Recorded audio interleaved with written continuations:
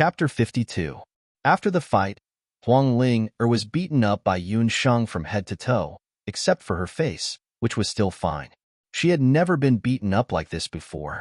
When she was in the palace, her mother and brother could not even bear to slap her. Who knew that she would be bullied by a commoner and a dog today? And Yun Sheng hit her very cleverly. Just by looking at her skin, one would not be able to tell that she was beaten up. You dare to hit me?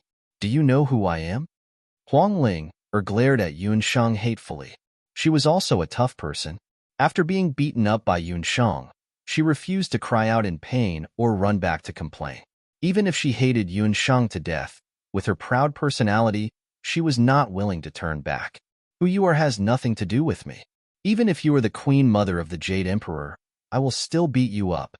Next time, if you don't take care of your stinky mouth, I will sew it shut too. Yun Sheng waved the bone needle in her hand threateningly and made Xiao He throw the magic scepter and fire beacon arrow back to her. After being beaten up by Yun Sheng, Huang Ling knew that she was no match for her and was even more unwilling to follow her.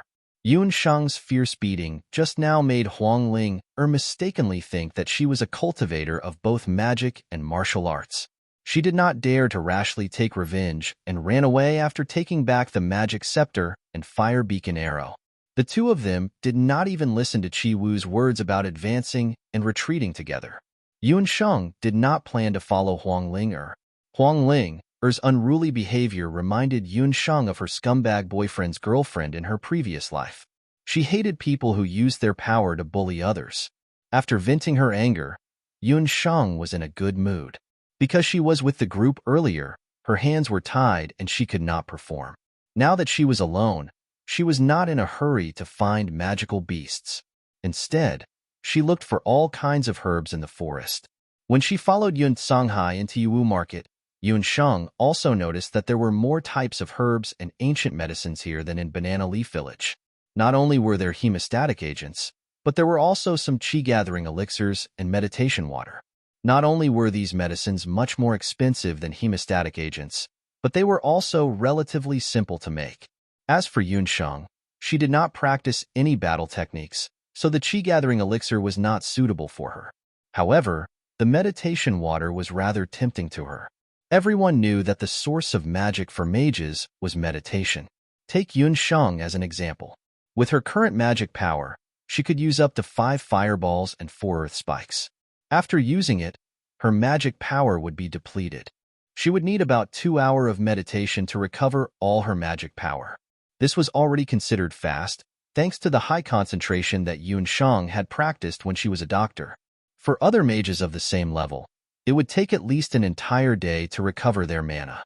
But with the meditation water, the recovery time could be reduced by at least 50%, and one could recover their magic power within an hour. This was very useful for the mages in the Yiwu Mountains. Yun Sheng had heard that the ingredients for the meditation water, the withered butterfly vine, and the Yiwu fruit, were mainly produced in the Yiwu Mountains. She planned to use the local ingredients so that she could have some extra harvest when she left the Yiwu Mountains. Not long after entering the central region of the mountains, Yun Sheng discovered one of the medicinal plants she was looking for, the withered butterfly vine. The color of this vine was almost exactly the same as the withered leaves, but it was not easy to harvest this vine because it was the favorite food of a magical beast in the Yiwu Mountains called the withered butterfly. The withered butterfly was a second-level magical beast of the secondary wood class. It was considered the lowest level of existence in the Yiwu Mountains, but there was a reason why it could survive and reproduce in large numbers. They were agile and liked to move around in groups. The appearance of a withered butterfly would often attract hundreds of its companions. The withered butterfly had a large amount of poisonous powder on its body. Once it touched a wound, its entire body would fester. When Yun Sheng found the withered butterfly vine, a large group of withered butterflies were resting on a small section of the vine. Yun Sheng pulled out her magic staff and softly chanted. A bright fireball hit the withered butterfly. The withered butterfly was afraid of fire, so when it was hit by Yun Sheng's fireball, it was sent flying. Yun Sheng took the opportunity to order Xiao He to bring the withered butterfly vine over. The woman and the beast did the same thing in the Yiwu Mountains, and they successfully harvested a dozen withered butterfly vines. We have enough withered butterfly vines. Next is the yu fruit. According to the farmers in the market, the yu fruit should grow in the northeast of the mountains, near the depths of the forest. Yunshang still remembered that Mu Shuewa had warned them not to go too deep into the mountains. She also understood her own strength and decided not to go too deep after harvesting the yu fruit. Along the way, Yunshang also met a few magical beasts, but she didn't find a magical beast soul stone that suited her. Yunshang had an all-elemental magic soul, and her magic staff didn't have any attributes. This meant that she could choose her first magical beast soul stone. According to Yun Songhai, it would be best for Yunshang to choose a fire elemental or earth elemental magical beast soul stone. This way, when she used these two types of magic, the effects would be doubled. I heard that the meditation water needs to be refined with fire in the later stages. Since that's the case, I'll choose a fire elemental magical beast soul stone. Yunshang made her choice in her heart. Next, she would go find her first fire elemental magical beast soul stone. After parting ways with Yunshang, Huang Ling also began to look for magical beast soul stones. Damn Yunshang, I must find a magical beast soul stone first. When I have one, the first thing I'll do is teach you a lesson. Huang Ling was a wind and thunder elemental sorcerer. Logically speaking, she only needed to find a magical beast with either wind or thunder elemental attributes. Originally, such a magical beast wasn't difficult to find. But the problem was that Huang Ling had a little secret in her heart. She had heard the chief lecturer in the palace say that there was a type of magical beast on the mainland. They were like human dual elemental sorcerers, having dual or even multiple magical attributes. That type of magical beast was called a mutant magical beast. If she could have a mutant magical beast soul stone, it would be an extremely eye-catching thing. But after searching for a day, Huang Ling still didn't find a suitable magical beast with both wind and thunder elemental attributes. Zizi, with a flash of lightning, Huang Ling killed another lightning fox rat. It's still only thunder elemental. Huang Ling was depressed as she kicked the palm-sized magical beast soul stone away. Looking at the sky, the moon was already above the treetops. She rubbed her stomach. She was so hungry that her stomach was sticking to it. Coincidentally, there was a flickering fire in front of her. From time to time, there would be a burst of food aroma drifting over. In the Crowmoon mountain range, there were also some hunters. At night, they would camp in the mountain range. Dong Huang Ling thought for a while. She was alone now, and she didn't know how to cook or set up a tent. She might as well go and take a look. Maybe she could stay in the other party's camp for the night. Thinking of this, Huang Ling walked towards the direction of the fire. Chapter 53. Huang Ling's luck was not bad. She really did encounter a group of 5 or 6 hunters. However, these hunters were not ordinary hunters. They were a group of bounty hunters. There were many types of hunters. There were hunters who specialized in taking on missions from the Hunters Guild. There were also bounty hunters who only recognized money and not people. There were also hunters who were only loyal to the royal family or aristocratic families. The news that a magical beast on the C-rank wanted list had broken into the Yuwu mountain range had spread throughout the surrounding counties within a few days. Among them, the most active were the bounty hunters. There were already 8 or 9 bounty hunters in the vicinity that had entered the Yuwu mountain range. When Huang Ling walked over, several people were discussing the matter of encircling and suppressing the magical beast. That magical beast seems to be very difficult to deal with. The latest news says that it might be a peak rank 5 mutated dual attribute magical beast. The one who spoke was the leader of the bounty hunters called Green Wolf, a bald, brawny man. Big brother, a peak rank 5 magical beast, and a mutated one at that. Its strength is too strong. With just the few of us, we are no match for it. I also heard that the people from Scorpion Tail encountered that magical beast early this morning. In the end, more than half of the people in the first team were killed or injured. In the end, the magical beast even escaped into the depths of the mountain range. The only female warrior in the team revealed a worried expression. This bounty hunter team had been making a living in the vicinity of Chi City. In their team, they were all warriors, 4 men and 1 woman. Most of them were martial grandmasters. Scorpion Tail was a bounty hunter of the same rank as them. However, there was a medical warrior in Scorpion Tail who was good at using poison. Even Scorpion Tail had suffered heavy losses. How much better could Green Wolf be? The information you received is incomplete. I spent 5 silver coins to obtain first-hand information. Scorpion Tail's people did not kill that magical beast, but that beast was also defeated. It was poisoned and was forced into a corner. Only then did it escape into the depths of the mountain range. The bald hunter's eyes shone with a dark light. Due to the deaths of several hunting teams, the bounty for this magical beast had risen to 200 gold coins. This was not even including the value of the magical beast itself.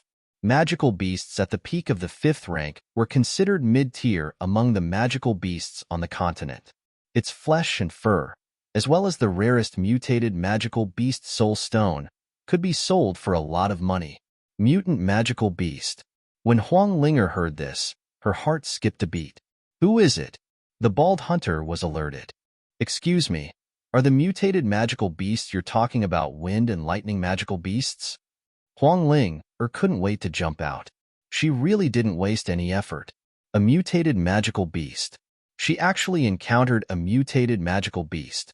She had finally found her first magical beast soul stone. The few hunters thought that there were magic beasts lying in ambush around them. They were shocked when they saw a little girl who looked like she was carved from jade walking out from the dark forest. This little girl was actually all alone in this remote forest. She was still holding a magic scepter in her hand. However, the magic scepter had yet to be inlaid with a magical beast soul stone. Little girl, what are you doing here alone? The only female hunter among the hunters walked over. They were all people who made a living on the continent all year round. They still had the basic eyesight. Although Huang Linger's clothes were stained with dust, they were all made of high-quality materials. The magic scepter in her hand was also the bone of a magical beast that was more than 50 years old. There was also a noble air in her actions and speech. She must be from an extraordinary family.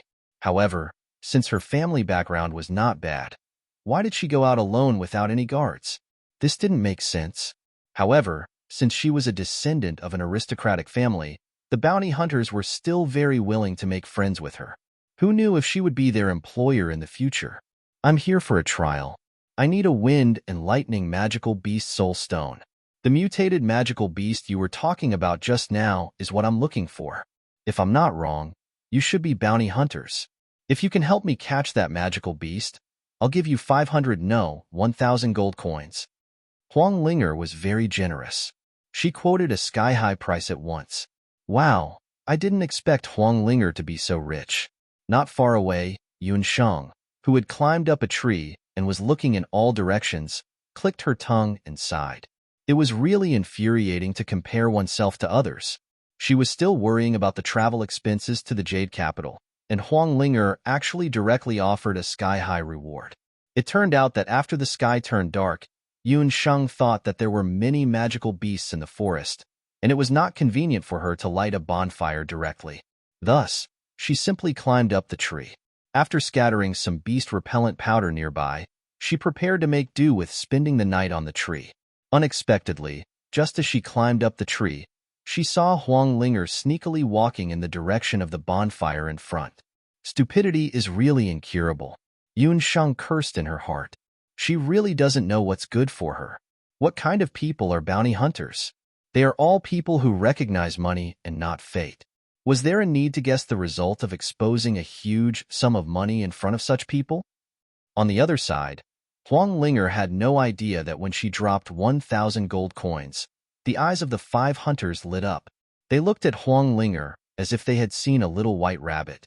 The 5 of them looked at each other and understood each other tacitly, regardless of whether they could catch the magical beast or not. As long as they caught her and threatened her to write a letter to her family for a large sum of money, the magical beast would belong to them, and the ransom would also belong to them. Such a thing that fell from the sky was really something that could only be encountered by chance. Huang Linger was also very pleased with herself. Since Uncle Ji did not help her hunt for the soul stone, she would find someone to hunt for it herself. Anyway, he would not know how she got the soul stone. Little girl, I see that you are hungry. Come and eat something first to warm yourself up. Are you a sorcerer? What's your name? Where do you live? Since we are going into the mountain to hunt, we will bring you along. That female mercenary put on a kind expression and coaxed Huang Linger to come forward, passing her some food. Huang Linger took the food and ate it. That night, Huang Linger stayed with that female mercenary. The next morning, the bounty hunters cleaned up the traces of camping and brought Huang Linger into the depths of the mountain. After the bounty hunters left, Yun Sheng also slid down from the tree. Should we follow or not? Looking at the bottomless depths of the mountain, Yun Sheng had an ominous feeling. Xiao He, should we follow or not? Yun Sheng could not make up her mind and pulled Xiao He to be her shield. If you follow, say yes. If you don't, say no. Xiao He tilted her head and did not respond for a long time. Since silence means approval, then we will reluctantly follow and take a look. Yun Sheng and Xiao He followed the bounty hunters and entered the depths of the mountain. Once again, Yun Sheng and Huang Linger forgot Qi Wu and the others' instructions. Chapter 54. In the depths of the Yuwu mountain range, there were all kinds of tall trees. Under the shade of the trees, there was a smell of rotting leaves. We've been walking for a long time. Why haven't we seen the mutant magical beast yet? Huang Ling, and the bounty hunters walked all the way. As they gradually entered the depths of the mountain range, the sun gradually disappeared and the surroundings were gloomy. The more Huang Ling walked, the more she felt that something was wrong. Soon, that mutant magical beast is very cunning. It must be hiding in the deepest part of the mountain range. Little girl, you said you came from the eastern capital? The hunters had been trying to get information from Huang Ling along the way. This little girl looked innocent, but when they asked about her family background, her mouth was tightly shut like a clam. Gradually, the hunters lost their patience. They took Huang Ling to a secluded place and stopped. What are you doing? Huang Ling was alert. She pulled out her magic scepter. What are we doing? Little girl, you want to hunt a mutant magical beast? Stop dreaming. Besides, that mutant magical beast is not a wind or thunder type mutant magical beast. I think you'd better obediently hand over your belongings and listen to us. Write a letter to your family. The bald hunter revealed his true colors. The few of them sneered and pounced on Huang Ling, like eagles catching chicks. A purple lightning bolt struck down and struck the bald hunter's feet. Damn sorcerer! The bald hunter was a great martial master. He was good at fighting and dodged the purple lightning bolt. Who would have thought that Huang Ling would seize the opportunity and cast a wind light body technique on herself? She took a step forward like an agile little beast and quickly entered the forest. They were now in the depths of the Yuwu mountain range. The terrain was uneven and the branches, leaves, and roots of the ancient trees were all over the ground. It was easy to get caught. This terrain was a good place to hide. Huang Ling relied on her light body and the help of wind magic. For a while, the 5 hunters could not catch up with her. Damned girl, you're courting death, the female warrior shouted. She took off the longbow on her body, her eyes filled with hostility. The bowstring in her hand was pulled taut, and the arrow flashed with a cold light as it pierced through the forest. Huang Linger heard the sound of arrows behind her. In a moment of desperation, she used wind magic to dodge the arrows. However, she had used her magic repeatedly and didn't have enough energy. She only managed to push the arrows away by a few inches. The sharp arrowhead drilled into her shoulder. She cried out in pain and fell to the ground. The magic scepter in her hand also rolled out. Several martial artists nimbly leaped over the thicket and landed in front of her. Huang Linger grabbed her magic scepter with all her might. The bald martial artist stepped on her wrist and spat on her body. Who asked you to run, little brat? Why haven't you spoken yet? Which family are you from? That bald martial artist was no less than 100 kilograms. When he stepped on Huang Linger's wrist, she felt as if her hand was about to break. Huang Linger whimpered. She gritted her teeth and refused to answer. You're still stubborn. Let's chop off one of her hands first. When the time comes, we'll send her hand and the letter back. Then, your family will send money over, the hunters said with a sinister smile. Yun Sheng and Xiao He were hiding in the bushes not far away. Seeing that Huang Linger refused to beg for mercy, Yun Sheng had a whole new level of respect for her. Although this person was a little unruly, she was also a tough person. There were 5 opponents. Among them, the woman with the longbow was the weakest. The bald hunter was the strongest. He should be around the peak of martial grandmaster. Yun Shang estimated in her heart that she had a chance of saving Huang Linger. At this moment, Xiao He, who was in Yun Shang's arms, moved. Its black fur stood on end. Its short legs arched, and it bared its teeth in the distance. "Boss, did you hear something?" A few martial artists were about to chop off Huang Linger's hand when there was a shuffling sound behind them. The 5 of them looked back. What they saw was terrible. 100 meters away from them stood a bulky bull beast with electricity all over its body. Its size was twice as big as the golden rhino boar that Yun Shang had seen before. It looked like a small moving fortress. It had the head of a bull, but the body of a lion. Under its back, there was a poisonous spot. The spot emitted an unpleasant smell, and the injury was still spreading. It seemed that the spot was where the other bounty hunters had poisoned it earlier. "It's a wanted demonic beast." It turned out that the bounty hunters had unknowingly entered the range of this wanted demonic beast's activities. A few days ago, this big guy named Fire Lion was injured by the scorpion tail poison. It had been hiding in the depths of the mountains. Demonic beasts were bloodthirsty. When Huang Linger was shot, the smell of blood had attracted it out. "Don't panic, it's seriously injured. Old 5, stay behind and look after this little girl. Old 2, Old 3, Old 4, let's go together." The bald hunter immediately decided to kill this wanted demonic beast. This was a rare opportunity. If they were lucky, their green wolf hunters could become famous in one battle. The few martial masters all released their do chi. The bald hunter took the lead.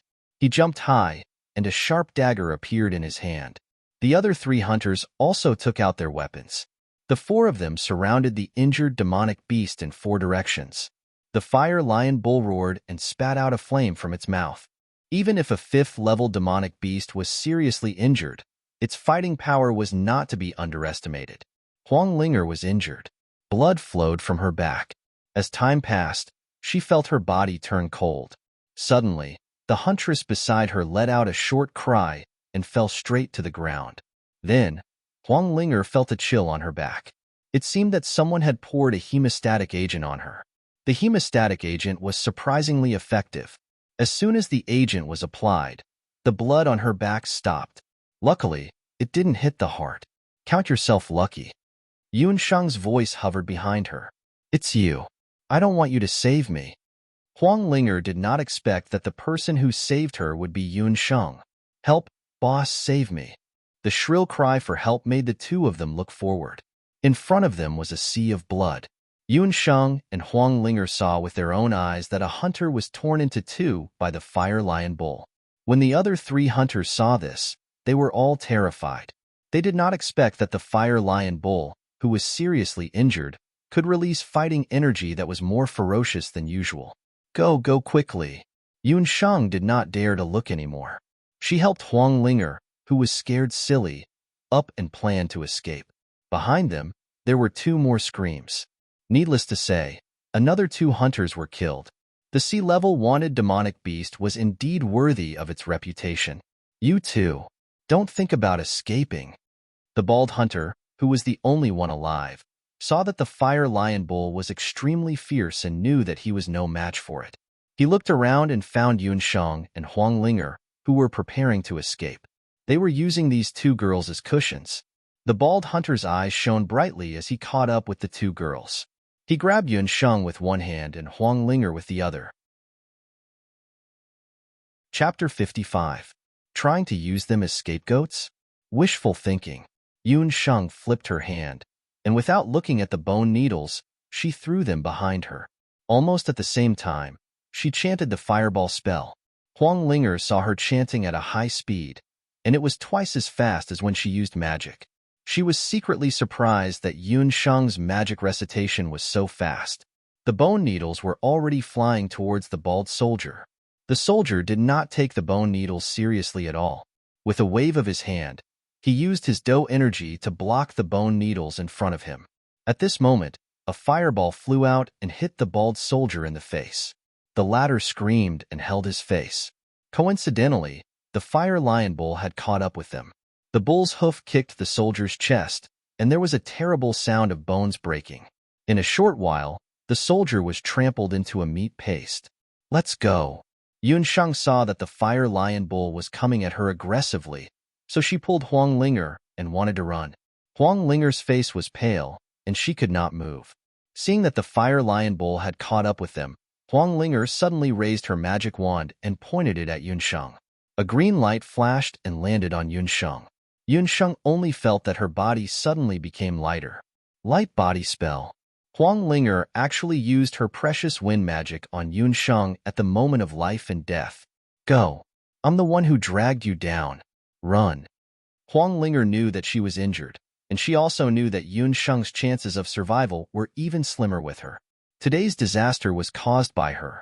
If she had not been greedy and wanted the mutated magical beast's soul stone, she would not have been tricked by the bounty hunters and would not have bumped into the fire lion bull. Moo! Just as the two girls were on the verge of death, the fire lion bull roared angrily, and its huge body went over their heads, blocking their way.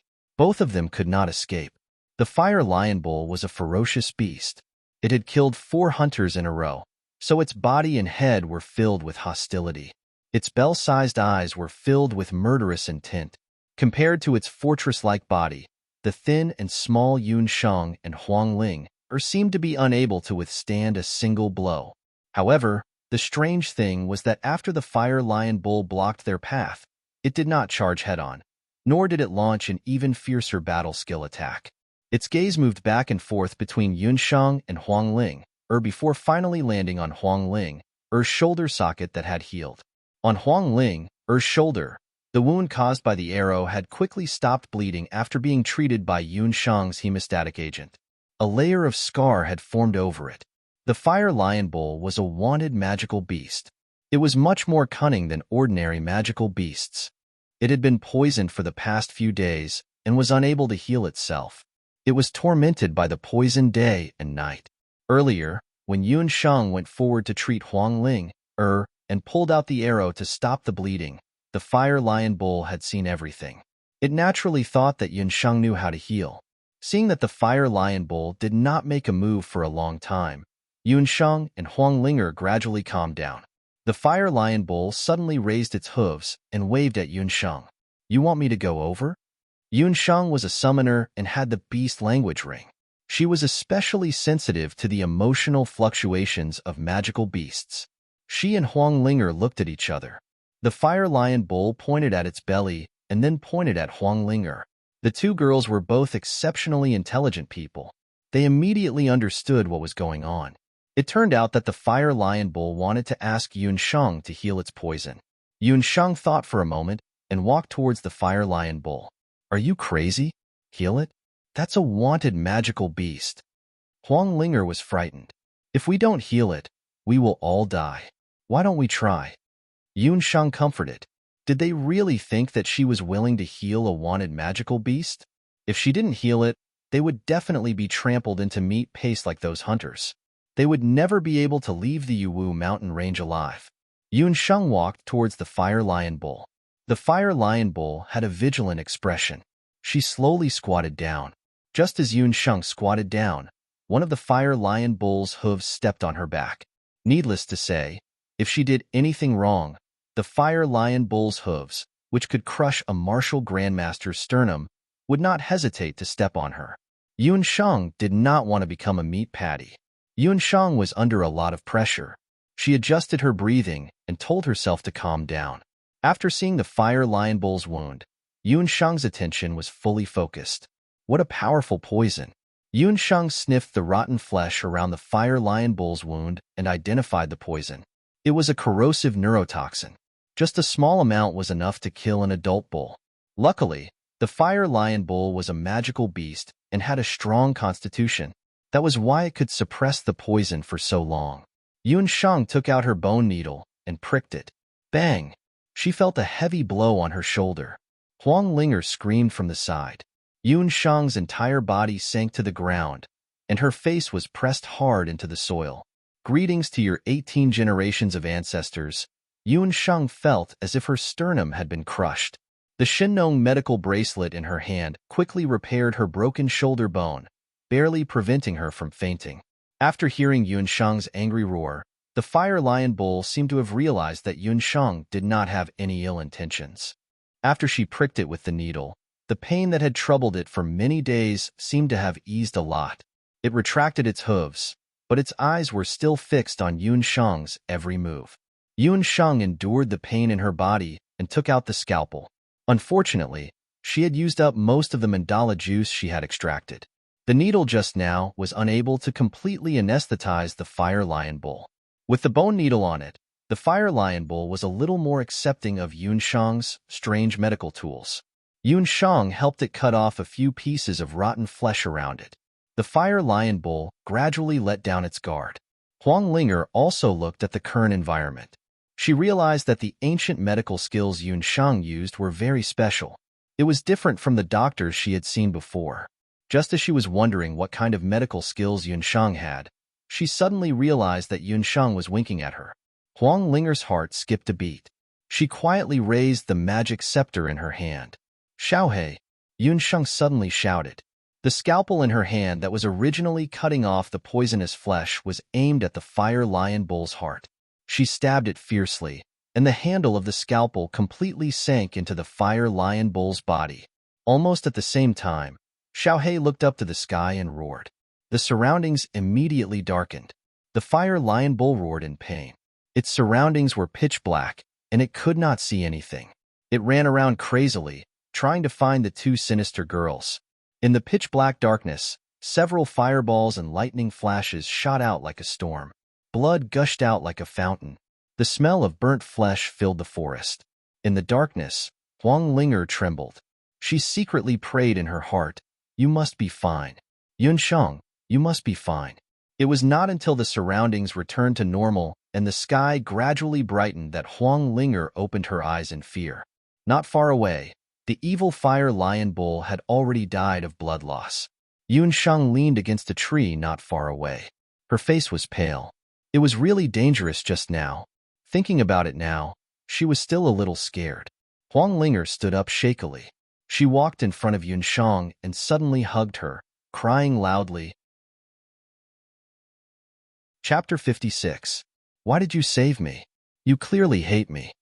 Huang Linger wiped her eyes after she felt better from crying. Yunshang really wanted to reply that it was because she was rich.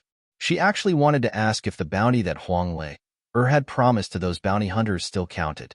However, seeing the little girl crying like a red-eyed rabbit, she couldn't bring herself to ask, so she simply smiled. Huang Linger, who was infected by Yunshang's smile, also smiled embarrassedly. The two of them could be considered to have forgotten their enmity with a smile. That fire lion bull was already dead. The two of them actually worked together, and by a freak combination of factors, they managed to kill a wanted magical beast. After experiencing this life and death calamity, the two girls could be considered to have established a revolutionary friendship. That fire lion bull is a mutated beast. Let's go and take a look to see what attribute the spirit stone in its body is. We are here to look for spirit stones. Yunshang rested for a while and recovered some of her strength. Only then did the two of them remember the purpose of entering the Yuwu mountain range. Unexpectedly, when they went to look for the fire lion bull again, they found that the huge fire lion bull was actually circling around Xiaohei, secretly nibbling on it from time to time. They found that Xiaohei's stomach was so round that it almost touched the ground. That fire lion bull's body was at least 10 times bigger than Xiaohei. This is your little dog? It's so powerful. It actually dared to eat the fire lion bull. Huang Linger had also noticed the little dog that Yunshang had been holding in her hands. Because Xiaohei's appearance was really worlds apart from an ordinary fierce beast, Huang Linger didn't associate Xiaohei with a beast at all.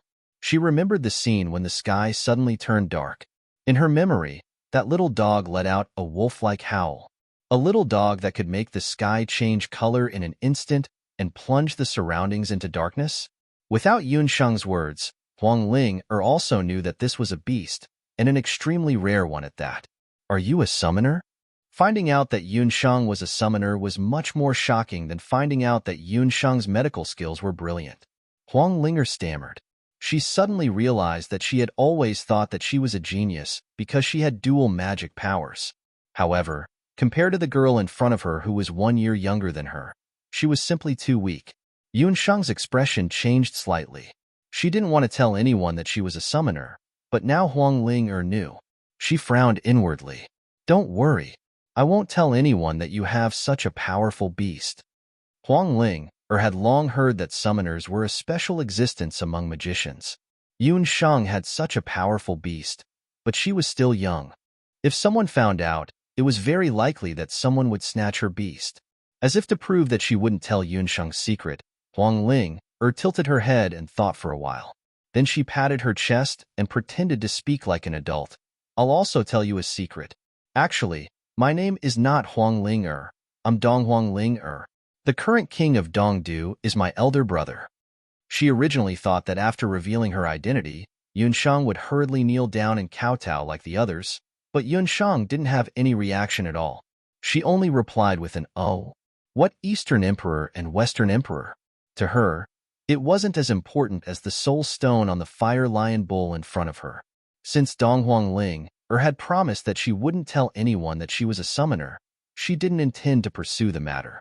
Just when the two of them were talking, Xiaohei had already jumped down from Yunshang's arms. It used its chubby dog legs to dig under the fire lion bull's body. A stone-like thing fell out from the fire lion bull's body. Soul stone. Yunshang grabbed onto Xiaohei's neck and moved its chubby body away. Xiaohei let out a howl in dissatisfaction. Its pair of black eyes were filled with greed. It obviously knew that the soul stone was the essence of a demonic beast. Yunshang felt that it was funny. She scolded with a smile. When did you become so greedy? Don't worry, the demonic beast meat on its body is enough for you to eat. Yunshang gave Xiaohei a warning look. Xiaohei could only tuck its tail between its legs and gnaw on a piece of demonic beast bone. Yunshang inspected the magical beast soul stone and discovered that it was a lightning-type magical beast soul stone. It was a pity that it wasn't suitable for her. Yunshang didn't mind it and threw the soul stone to Dong Huang Ling. Meditate immediately and let the magic scepter absorb the soul stone. Yunshang didn't hide anything. You're giving the soul stone to me? This is a 5th-level soul stone. If you give it to me, what will happen to your soul stone? Dong Huang Ling had a surprised look on her face. This was a 5th-level demonic beast soul stone, something that could only be found by chance. It's not suitable for me. I'd rather go without than have something substandard. Hurry up. If you're late, the soul stone's magic power will be depleted. Once the soul stone left the body, if one didn't have a special preservation tool, the magic power stored in the soul stone would disappear very quickly. This was the first time Yunshang hunted a demonic beast by herself, and she wasn't fully prepared. Thus, she could only give the soul stone to Dong Huang Ling. Yunshang continued to search the stomach of the fire lion bull. Not only did demonic beasts have flesh and blood, their internal organs were also good stuff. Compared to the soul stones bought from the magic equipment store, the soul stone that just left the body had the strongest magic power. After being absorbed by the magic scepter, the soul stone would also have the highest magic compatibility. Dong Huang Ling naturally knew this point. Thus, she didn't stand on ceremony. She placed the soul stone in front of her and placed the magic scepter on her lap. Then, she sat down cross-legged and chanted softly. Yunshang searched the body of the fire lion bull for a while and couldn't help but let out a cry of surprise. She took out another item from the stomach of the fire lion bull. One of the items was actually a soul stone. This was really strange. It was already very good for a demonic beast to have one soul stone. She didn't expect that this fire lion bull would actually have 2 soul stones. No wonder the hunters called this fire lion bull a mutated demonic beast. It turned out that its mutation wasn't because of its mutated soul stone. Instead, compared to other demonic beasts, it had an extra soul stone. From Yunshang's point of view, this was still understandable. After all, Yunshang was a doctor. She had also seen some patients who had 2 hearts. After carefully inspecting the attributes of the soul stone, Yunshang was pleasantly surprised to find that it was a fire attribute soul stone.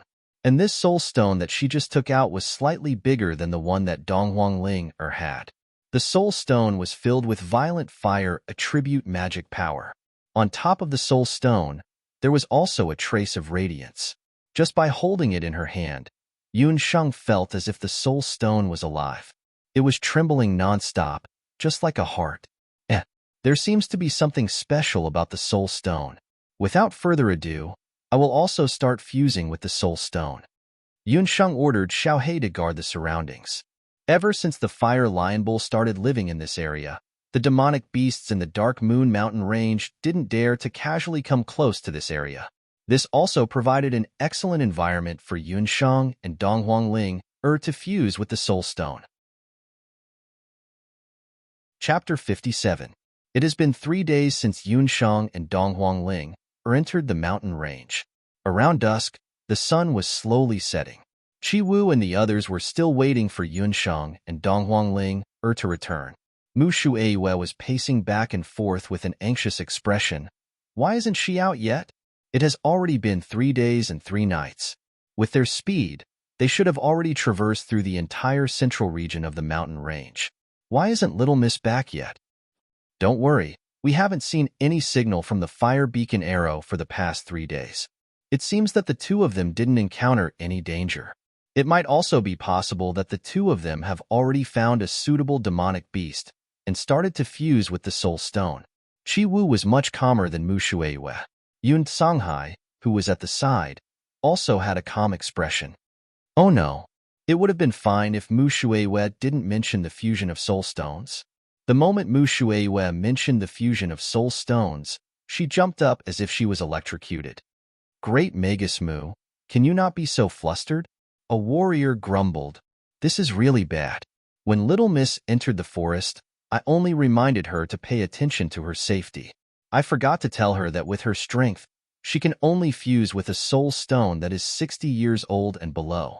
Mu Shueiyue was worried that Little Miss would randomly fuse with a soul stone after killing a demonic beast. Fusing with a soul stone is also very particular. However, most of the newbies who had just become a mage didn't notice this point. They only knew that fusing with a soul stone of a demonic beast of the same attribute is enough. However, they didn't know that fusing with a soul stone is very particular. To a newbie mage, a soul stone of a suitable age means a stronger magic power. If they were to fuse with a soul stone of a lower age, it would affect their magic cultivation in the future. However, if they were to fuse with a soul stone of the highest age, then the mage's magic soul might be broken by the powerful demonic beast's magic power. The more attributes a mage possesses, the more magic power they can fuse with. For example, a mage can only fuse with a soul stone that is 50 years old at most. Dong Huangling is a dual elemental mage.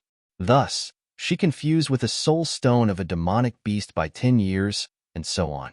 As long as it was a magical beast of 3 or 4 elements, most of them could fulfill this requirement. Sigh, you women just love to worry for nothing. Qi Wu was unconcerned. If it's more than 60 years old, then it's at least a level 4 or level 5 magical beast. Do you think that 2 new mages who just learned magic can hunt a level 5 magical beast? Besides, there might not be any level 5 magical beasts in the Dark Moon Mountain range. What do you think, Brother Yun? Yun Songhai did not answer. The sun had already reached the other side of the mountain. Based on his understanding of his daughter, Yun Sheng, she should have returned on time as promised. Could it be that something had really happened to him since he hadn't returned yet? At this moment, Yun Sheng and Dong Huangling were still fusing with the fiery lion bull soul stone that they had just obtained. The two of them did not realize that they were currently facing the most urgent crisis in their short lives. The 2 soul stones of the fiery lion bull were indeed not ordinary. In terms of age, the lightning elemental soul stone, as the secondary soul stone of the fiery lion bull, was close to 90 years old. As for Yun Sheng's fire elemental soul stone, it was even more terrifying. As the primary soul stone, it was close to 130 years old. No matter if it was Mu Shueiyue or Yun Songhai, neither of them had warned them beforehand that they could not fuse with the soul stones beyond the age limit. After all, they had all taken it for granted that Yun Sheng and Dong Huangling would not be able to kill a level 4 magical beast with their abilities. Fire and lightning were the two major attributes that were extremely strong and fierce. When Yunsheng and Donghuang Linger were chanting, the magical power of the soul stones was drawn out. They turned into two magic pythons that coiled around the empty magic scepters. One was red and the other was purple. Xiao He, who was lying at the side, opened her eyes wide as she looked at the two streams of magical power that were sucking in and out of the magic scepters. They left the magic scepters behind and coiled around Yunsheng and Donghuang Linger. In the blink of an eye, the two of them were completely wrapped up by the red and purple magic snakes. The two girls felt suffocated. A majestic magical power was continuously tearing their bodies apart. At this very moment, the two of them had already discovered that the age of the two soul stones might have exceeded the limit that the two of them could endure. However, they were already in a difficult situation. If they were to stop meditating now, the two magic pythons would definitely devour their magical souls without any hesitation.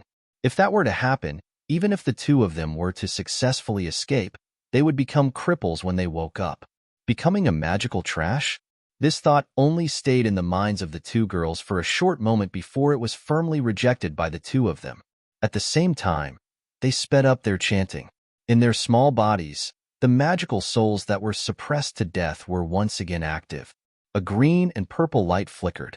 Above Donghuang Linger's head, a magical soul appeared. However, her magical soul wasn't like the cloud-shaped one that Yunsheng saw earlier. Donghuang Linger's magical soul had a strange shape. It was like an ancient musical instrument. As Donghuang Linger's chanting sped up, the musical instrument let out a loud boom, releasing a majestic demonic sound. The spirit snake immediately dissipated. The ancient bell gradually shrunk and finally disappeared into Donghuang Linger's body. On Donghuang Linger's magic scepter, a purple light flashed. That was the sign that the fusion of the magical beast soul stone was about to be completed. Looking at Yunsheng's side, her situation was even more critical than Donghuang Linger's. After all, the age of her fire-type magical beast soul stone was much higher. At the moment when the five-colored magical soul appeared, the crimson magic spirit snake opened its huge mouth, wanting to swallow the multicolored magic soul cloud in one gulp. However, when it saw the cold black color within the five-colored magical soul cloud, fear appeared in the eyes of the magic spirit snake, which didn't have human intelligence. As if it had seen the most terrifying thing, the magic spirit snake dodged and drilled into Yunsheng's magic scepter. On the surface of the magic scepter, a fiery red color appeared. Magic fusion, complete. Almost at the same time, Yunsheng and Donghuang Linger opened their eyes. The two of them looked at each other and blurted out at the same time, "I succeeded." The two of them leaped up and held on to their magic scepters. Donghuang Ling chanted a wind-type magic spell. Below her, a gentle breeze swept over. Donghuang Ling's clothes fluttered in the wind, and like a leaf, her body was immediately lifted up. Levitation technique. Yunsheng did not show any signs of weakness. She slid the magic scepter in her hand, and a few extremely fierce flames danced in the air like cannonballs. With a boom, the surrounding trees were instantly destroyed and turned into a raging sea of fire. A 90-year-old lightning-type soul stone. A 130-year-old fire-type soul stone. After successfully fusing with a soul stone that had exceeded the maximum age that they could fuse with, Yunsheng and Donghuang Linger's strength both achieved a breakthrough. However, when Yunsheng fused with the magic soul stone, she also comprehended a new type of fire-type magic from the soul stone, flame burst. Chapter 58. Just as Yun Songhai and the others who were waiting in the middle of Wu mountain range were burning with anxiety and were planning to enter the mountain range to look for Yunsheng and Luo Shuiwei, two long-awaited figures walked out under the moonlight. Seeing that the two of them were safe and sound and only looked a little tired, Mu Shuiwei heaved a sigh of relief. "It's good that you're back. It doesn't matter if you didn't find the soul stone. Actually, not many magicians get their first soul stone by themselves." Mu Shuiwei was a little resentful towards Chi Wu. "What training, little miss?" Little miss was covered in blood, and she had lost a lot of weight. These 3 days were probably the toughest days of her life. Yun Songhai also saw his daughter, But unlike Mu Shueiyue, he noticed something in his daughter's eyes. Compared to 3 days ago when they entered Yuwu mountain range, his daughter seemed to have grown a little. As for Chi Wu, he was dumbfounded. The two of you. His eyes weren't playing tricks on him, right? The little miss was actually holding hands with Yunsheng as they walked out. Moreover, when Mu Shueiyue handed the water and rations to the little miss, she actually gave them to Yunsheng first. Heavens, is this still the unruly and willful little miss that I know? Who said that we didn't find the soul stone? Look at our magic scepter. Dong Huanglinger proudly showed her magic scepter. On top of the magic scepter, there was an additional purple soul stone. When they saw the purple soul stone, Chi Wu and Mu Shueiyue were shocked. That was a lightning-type soul stone. Furthermore, it was a soul stone that was at least 80 to 90 years old. Little miss, how can you fuse with such an old soul stone? It's too dangerous. Mu Shueiyue was so shocked that she almost stopped breathing. Even if she wanted to fuse with such an old soul stone, she would need the help of a magician of a higher rank. Thinking of how Little Miss managed to fuse with such an old soul stone, Mu Shueiyue was so scared that her hands and feet turned cold. So what? Dong Huanglinger was unconvinced. She pointed at Yunsheng and said, Yunsheng is more powerful than me. She fused with a fire-type soul stone.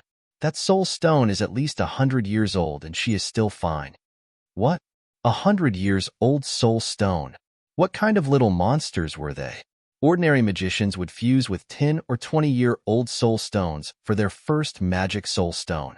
After becoming an archmagus, they would start fusing with 50 to 100-year-old soul stones. They actually jumped over it on the first try. Mu Shueiyue suddenly felt that she was half a head shorter. It had to be known that her first soul stone was 20 years old. Even her second soul stone was only 85 years old. All the warriors present, including Mu Shueiyue and even Yun Songhai, who had always been incomparably calm, could not help but change their expressions. Yun Songhai grabbed Yunsheng and looked at her daughter from head to toe. Father, I'm fine. Actually, the magic fusion isn't as dangerous as you make it out to be. Ling and I are fine, aren't we? Yunsheng took out her magic scepter for him to inspect upon seeing the worry on her father's face. Fire magic scepter. Magic compatibility, 80%. Lightning magic scepter. Magic compatibility, 70%. After Yun Songhai inspected the two magic scepters, he discovered that the fusion rate between the two magic scepters and the soul stones was very good. Generally speaking, as long as the fusion rate between the magic scepter and the soul stone exceeded 50%, it would be considered good. The higher the fusion rate between the magic scepter and the soul stone, the smoother it would be when fusing with the second magic soul stone. Furthermore, what was even more gratifying was that after the two children obtained such old soul stones, their ability to use magic had increased. Without any external interference, the two of them were able to fuse with the soul stones so perfectly just by relying on their own magic power. No matter if it was because the two of them were lucky or because the two of them were really talented, it was already very commendable. Even so, Yunsheng and Dong Huangling were still taught a lesson by their respective elders. After the lesson, Yunsheng and Dong Huangling glanced at each other. That gaze, in the eyes of the elders, was extremely strange. Mu Shueiyue was a woman, and her thoughts were more meticulous. She suddenly thought of a question. Where did the two of you get your soul stones from? A 130-year soul stone and a 90-year soul stone. Didn't that mean we were just about to talk about this? We encountered a rank 5 mutated demonic beast, and it seemed to be a wanted demonic beast. When we found it, it was already dying. There were a few hunters beside it, and it looked like both sides were injured. That demonic beast was poisoned, and the two of us waited beside it for 2 days and 2 nights before it finally died. We took the opportunity to dig out the soul stone from its body. The two girls recounted vividly. The two of them had already practiced this speech 8 to 10 times on the way back, and it was very vivid. Wanted demonic beast. Mu Shueiyue only felt her vision turn white, and in the next second, she fainted from the shock. In the end, the Fire Lion Bull was still carried out by Chi Wu and a few other warriors. The Fire Lion Bull's enormous body and sturdy bones made Chi Wu and the others gasp in shock. This rank 5 wanted demonic beast was very strong, but its body was poisoned, and it even suffered a fatal blow at its chest. There were indeed a few hunters around it who had already died. In addition to what Yun Shang and Mu Shuiwe said, it was reasonable. The lords believed the two men's words. When Chiwu and the others carried the demonic beast's bones out, they found out that this demonic beast was indeed a wanted demonic beast, and a C-class one at that. The few of them handed the demonic beast's bones to the local guards and received a considerable reward. Yun Songhai and Chiwu each received half of the reward. This Mount Yuwu trial could be said to be a blessing in disguise. Not only did the two of them become great magicians, Yun Shang and Donghuang Linger also became good friends. The moment of separation still came. After Donghuang Linger obtained her first demonic beast soul stone, she was about to return to the eastern capital. Yun Shang, you are my first friend? Donghuang Linger looked at Yun Shang reluctantly. Linger, you are also my first friend? Although the two of them didn't get along well in the beginning, after experiencing life and death and knowing each other's secrets, they were already honest with each other. In the carriage, Mu Shuiwe was already urging Donghuang Linger, who said that only men's friendship was forged with fists. Women's friendship could also be forged with fists. Will we have a chance to meet again? Donghuang Linger wiped the corner of her eyes. She really couldn't bear to part with Yun Shang. If fate allows, we will meet again. Yun Shang waved her hand as she watched Donghuang Linger get on the carriage. The carriage moved forward, and when they turned into a fork, Donghuang Linger suddenly popped her head out. Yun Shang, I will be going to the Magic Academy in the Eastern Capital. If there is a chance, let's meet again in the Eastern Capital. Chapter 59. Seeing that Yun Shang was watching Donghuang Linger and the others leave, Yun Songhai's gaze turned slightly heavy. Shang-er, you are already 6 years old. In another 2 years, you will be entering the Magic Academy. Donghuang Linger's words reminded Yun Songhai that Yun Shang couldn't stay by his side all the time. She had to learn magic systematically. When Yun Songhai initially planned to bring Yun Shang out of Banana Leaf Village, he only wanted to send Yun Shang back to the Yun family so that she could learn medicine. But now, Yun Shang already possessed the rarely seen 5-colored magic soul. She also obtained her first type of fire elemental magic. With such talent, it would be a waste for her to only learn medicine. Father, what is a magic academy? If I must enter a magic academy, why don't I go to the East Capital Magic Academy that Linger mentioned? Through Donghuang Linger, Yun Shang opened up a whole new world. That world was something that Yun Shang had never come into contact with when she was in Banana Leaf Village. Through Yun Songhai's explanation, Yun Shang knew what a magic academy was. In the boundless world, children who could sense the elements of magic could choose to enter the elementary magic academy in the country once they reached the age of 6. Of course, the children could also directly join the local temple and enter the magic training system that was directly under the temple. In the Magic Academy, the magic apprentices would be systematically taught all kinds of magic knowledge. According to their ranks, the magic academies in the continent were divided into elementary magic academies, intermediate magic academies, and advanced magic academies. The elementary magic academies only accepted magic apprentices. The intermediate magic academies only accepted magic apprentices and above. As for the advanced magic academies, they were also known as the continent's magic elite camp. Only the magicians recommended by the various magic academies and temples could enter. There is a magic academy in Jade Capital. As for the magic academy in the East Capital, Shang-er, you are very sensible. Father thinks that there are some things that I should tell you earlier. Donghuang Linger's identity isn't simple. You two can be friends now, but in the future, if you were to join the Magic Academy and become a member of Zhou State's Magic Academy, your relationship with her would most likely become hostile. With regards to Donghuang Linger's identity, Yun Songhai somewhat knew about it. He was from the Eastern Capital and had several experts protecting him. Donghuang was young but had a noble aura. He must be from the Imperial Palace. I already know. Ling said that her brother is the Emperor of Dongdu. Yun Shang was not surprised. She came from modern times. In her opinion, status was not important. Most importantly, she and Donghuang Ling were each other's first friends. She is indeed someone from the Dongwang Huang clan. Shang, do you still remember what father told you about the few powerful countries in the boundless continent? Yun Songhai hugged his daughter and placed her on his lap. Like a true loving father, he began to talk about the stormy past of the boundless world. The 5 powerful countries are later Qin, Penglai, Immortal Abode, Zhou State, and Tangyuan. Yun Shang had a photographic memory. When she was in Banana Leaf Village, she did not know much about the history of the continent. However, she still heard about it from Yun Songhai. Through Yun Songhai's narration, Yun Sheng knew that the 5 powerful countries were once 1,000 years ago. They were all part of the Donghuang dynasty. At that time, the Donghuang dynasty was powerful and unparalleled in the boundless continent. However, since the death of the greatest monarch in the history of the continent, Donghuang Liming, 1,000 years ago, the Donghuang dynasty declined day by day. Finally, more than 900 years ago, the 5 great countries led the way and split up. In the Donghuang dynasty, the most powerful forces were the magicians, warriors, and a summoner. They split up and formed the new structure of the continent. Because the 5 powerful countries were similar in strength, they secretly discussed to keep the Donghuang dynasty as a puppet in the eastern capital. In the past few hundred years, the direct descendants of the royal family had been assassinated and poisoned.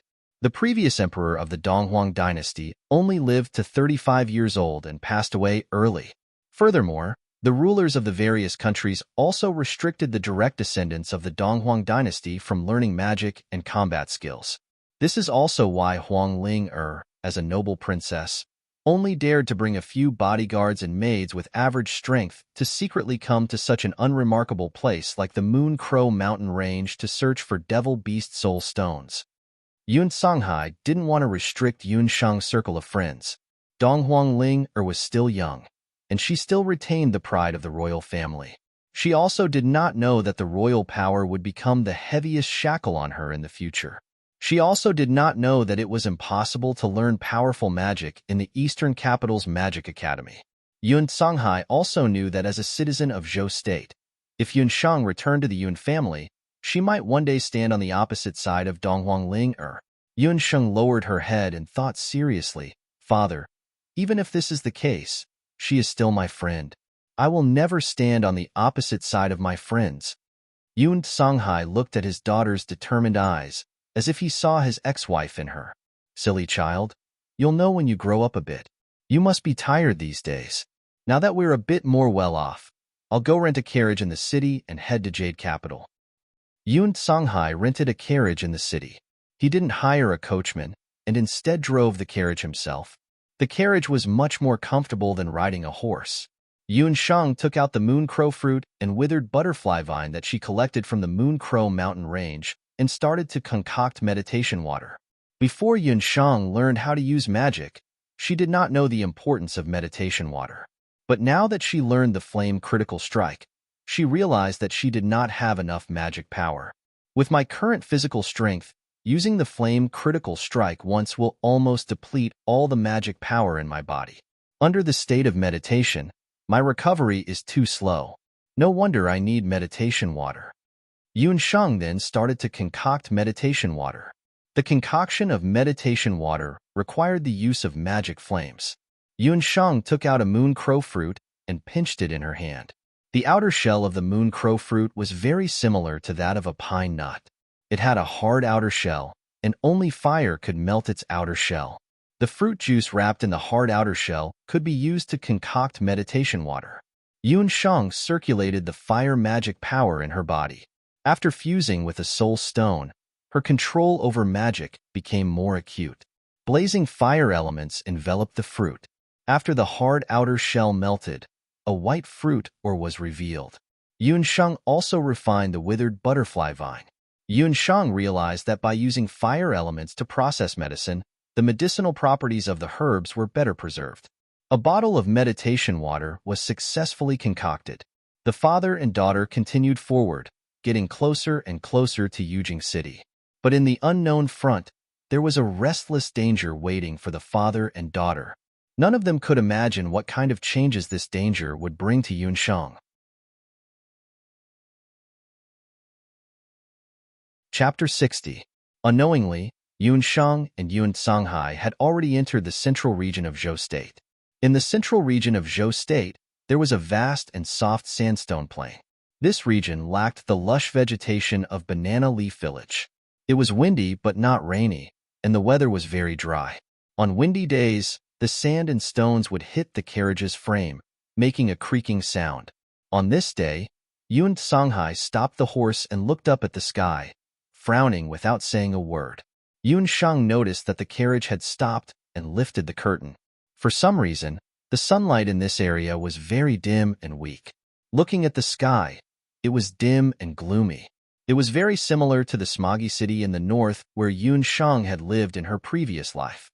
It was very difficult to see the color of the sky. Father. Yun Shang keenly noticed that Yun Songhai's expression was very serious.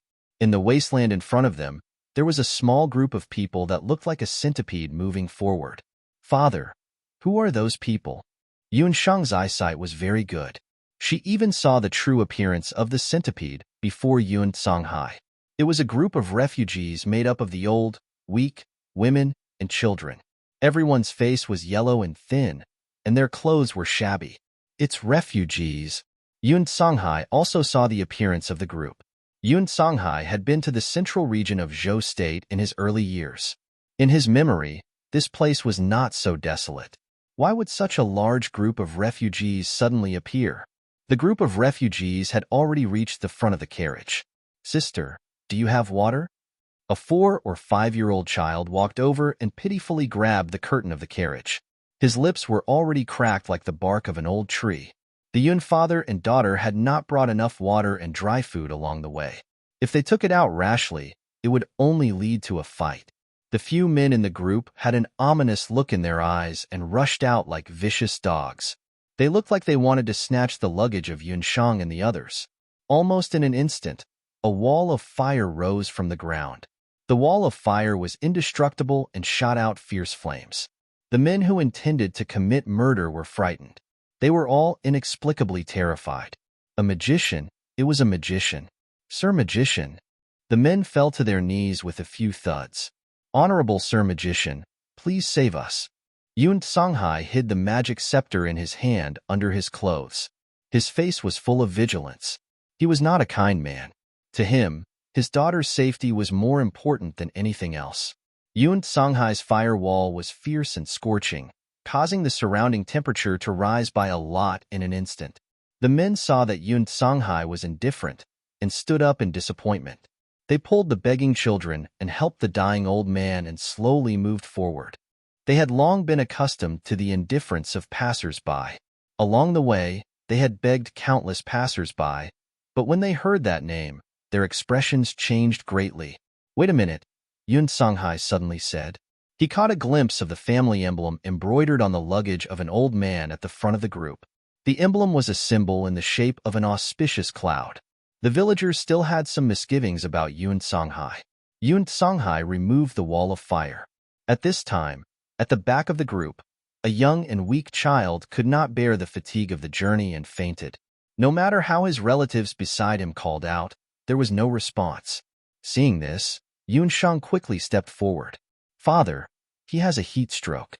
If he is not treated in time, he will die, Yun Shang said and ordered the men to carry the child to the carriage. The area within a radius of a few miles was barren. Only the carriage could serve as a temporary shelter. Yun Shang immediately opened a bag of water for the child, sprinkled some salt in the water, and fed the child a few mouthfuls. Heat stroke could be serious or minor. If it was not treated in time, people would die, especially the weak children and the elderly. Yun Shang took out a bone needle and poked a few needles on the child's forehead. After some black blood was removed, the child's complexion became slightly better.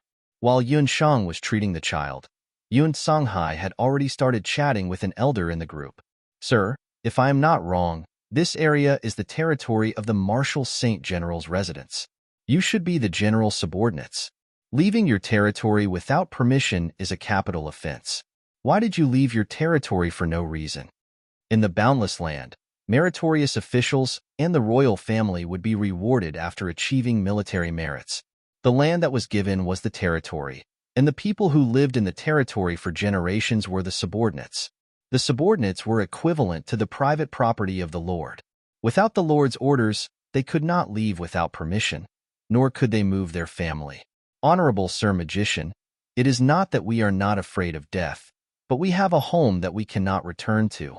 Our village originally had more than 2,000 people. Ever since that strange cloud came to our village, only these people are left. The elder who was talking to Yun Songhai was the village chief of the village. He sighed and told Yun Songhai that he was indeed a subordinate of the Marshal Saint General's residence. Their village had been living well nearby. About half a month ago, a red cloud floated over the village.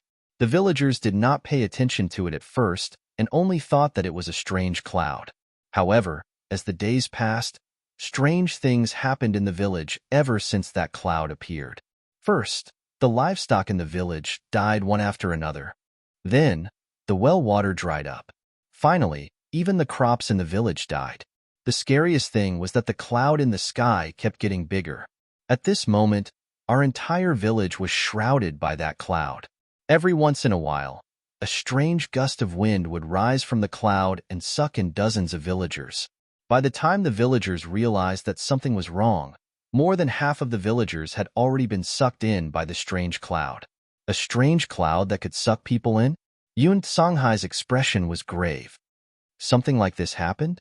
You didn't report it to the general's residence? The territory was equivalent to the personal property of the Lord. Therefore, any incident that happened must be reported to the Lord first. The Lord would then send the experts of the family to inspect. We did. We sent them 10 days ago. The villagers who sent the letter have not returned yet. Seeing that the villagers are getting fewer and fewer day by day, I could only risk the death penalty and bring the villagers to a nearby village. The village chief could not help but cry, "Shang'er, you stay here with the villagers. I will go ahead and take a look." Yun Songhai told Yun Shang to stay where she was. He left the carriage for Yun Shang and went ahead to explore the village. The Marshal Saint General's residence? Yun Shang could not help but look at the villagers. Yun Shang realized that these people were most likely the subordinates of the Yun family. No wonder her father acted abnormally and intervened in this matter. A strange cloud that could suck people in? Was it a monster or an unknown magical beast? What kind of monster was it? She was worried about her father and wanted to go and take a look. They heard the neighing of horses and the screams of women. Everyone looked back and saw a moon-white carriage rushing over at lightning speed. Pulling the carriage were two exceptionally beautiful Gaul horses. Their necks were tall and their hair was dense. Their entire body was white, and not a single strand of hair could be found from head to toe. Driving the carriage were two twins. They were dressed in gorgeous magic robes and looked very delicate. At first glance, one could tell that they were of extraordinary birth. A pregnant village woman was frightened and fell in front of the carriage. Chapter 61. The woman fell to the ground. Her body was wet, and her amniotic fluid had broken. However, it turned red again after a while. That woman was the mother of the child who suffered from heat stroke earlier. Her husband was sucked into the strange cloud 10 days ago, and it was unknown whether he was dead or alive. The woman endured the pain and fled with the villagers with her young child. Earlier, her child had fainted for no reason.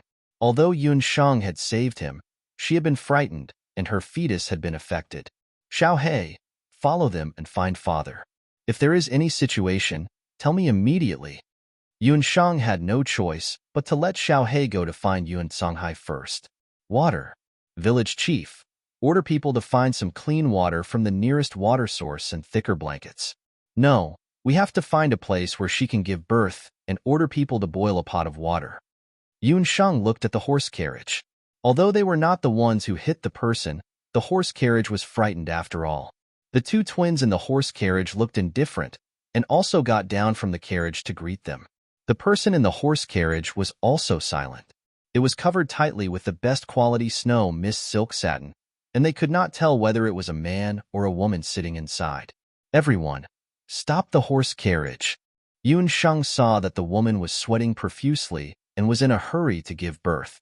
The woman could not be exposed to the wind, and could only give birth in a horse carriage. That horse carriage was suitable. It was a matter of life and death. When the villagers heard this, they all mustered up their courage and rushed forward, wanting to stop the horse carriage. Unruly people. You don't know what's good for you. The one on the left of the two twins in the horse carriage saw a group of refugees in shabby clothes suddenly appear in front of them, and his delicate little face was filled with disgust. The magic scepter in his hand flashed with a green light, and a biting cold wind blade rose from the ground and slashed at the refugees who were blocking the road. The one on the right waved his whip and urged the horse carriage to leave. Bang! The dust in front of them surged, and a sharp spike rose from the ground and collided with the wind blade. Seeing that the other party had made a move, Yun Shang did not back down and immediately drank a bottle of meditation potion. Bang, bang, bang! Just like a sharpshooter shooting bullets, a series of spikes rose from the ground. The two horses pulling the carriage were frightened and neighed, and had no choice but to stop. Who? How dare you obstruct the Dharma Temple's carriage? When the boy on the left saw that his wind magic had been countered, he was so angry that he jumped down from the carriage. The boy on the right had a cautious expression as he scanned the crowd.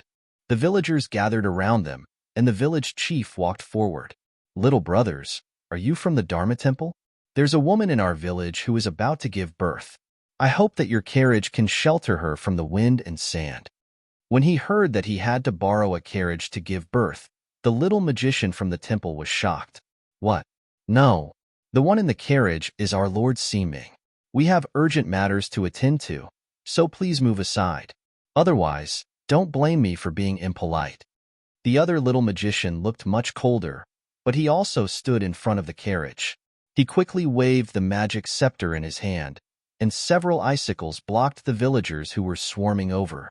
In the carriage, a white-robed young man sitting cross-legged in meditation heard the commotion outside. He opened his eyes. Outside the carriage window, there was an argument going on. A bloody hand pulled open the curtains.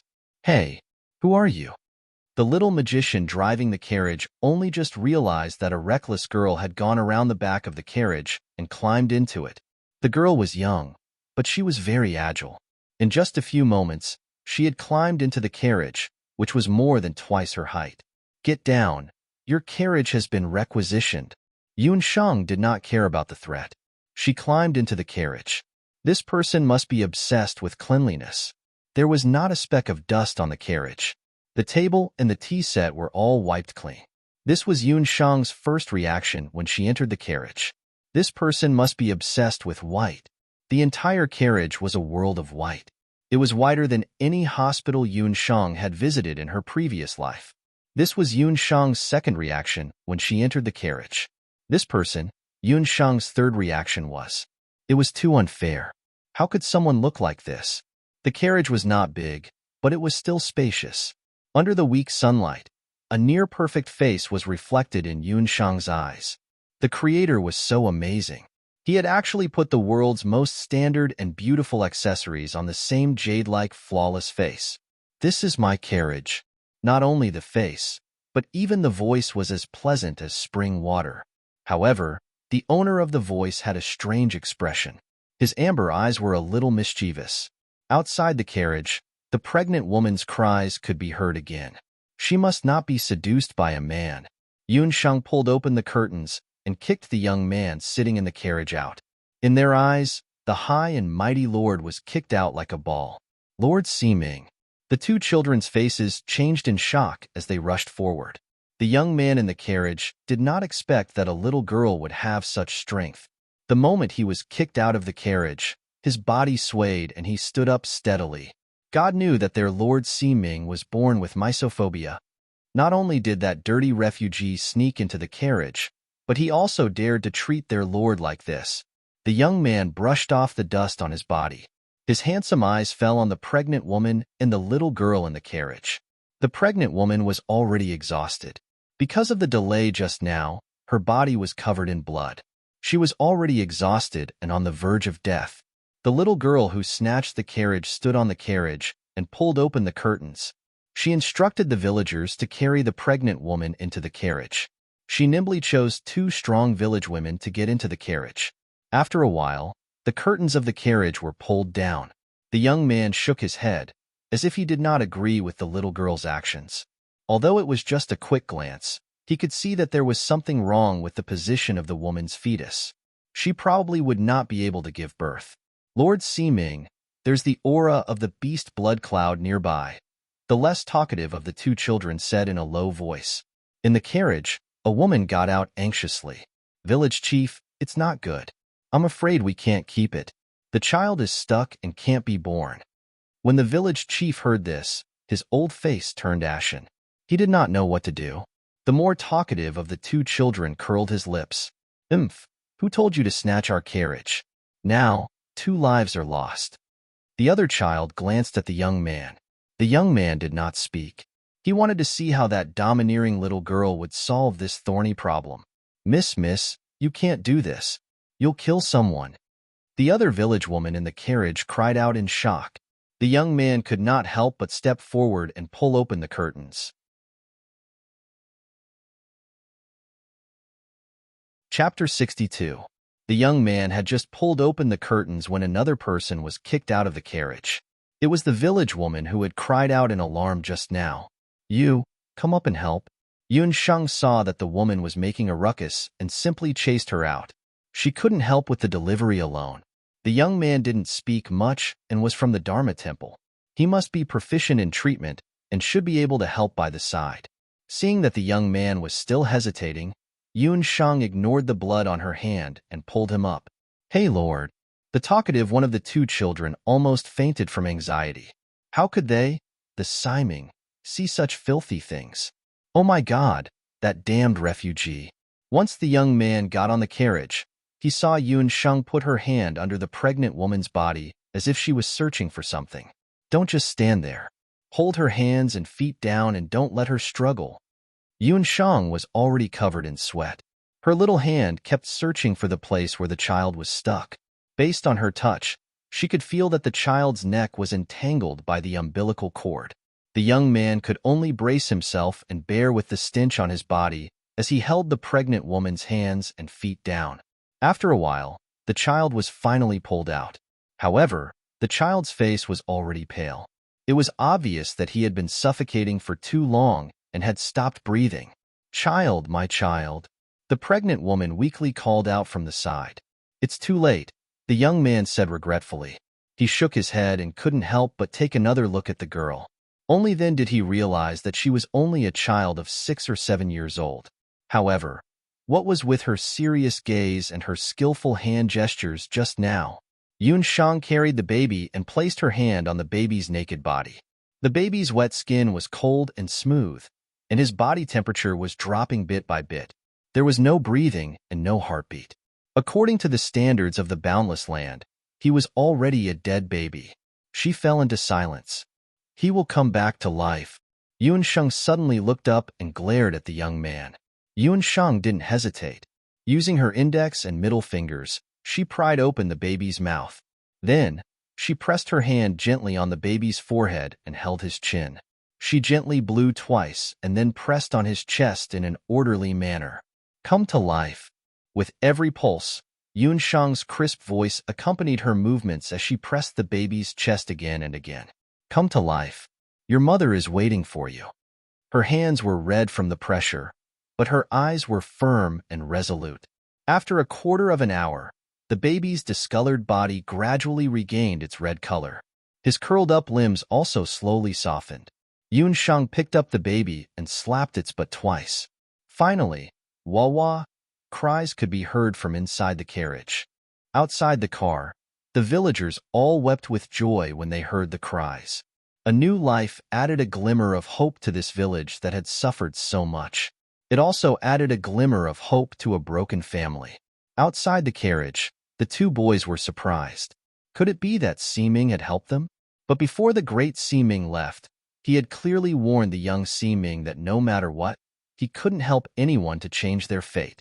The two boys had been with the young man for 5 to 6 years now, so they knew a thing or two about physiognomy.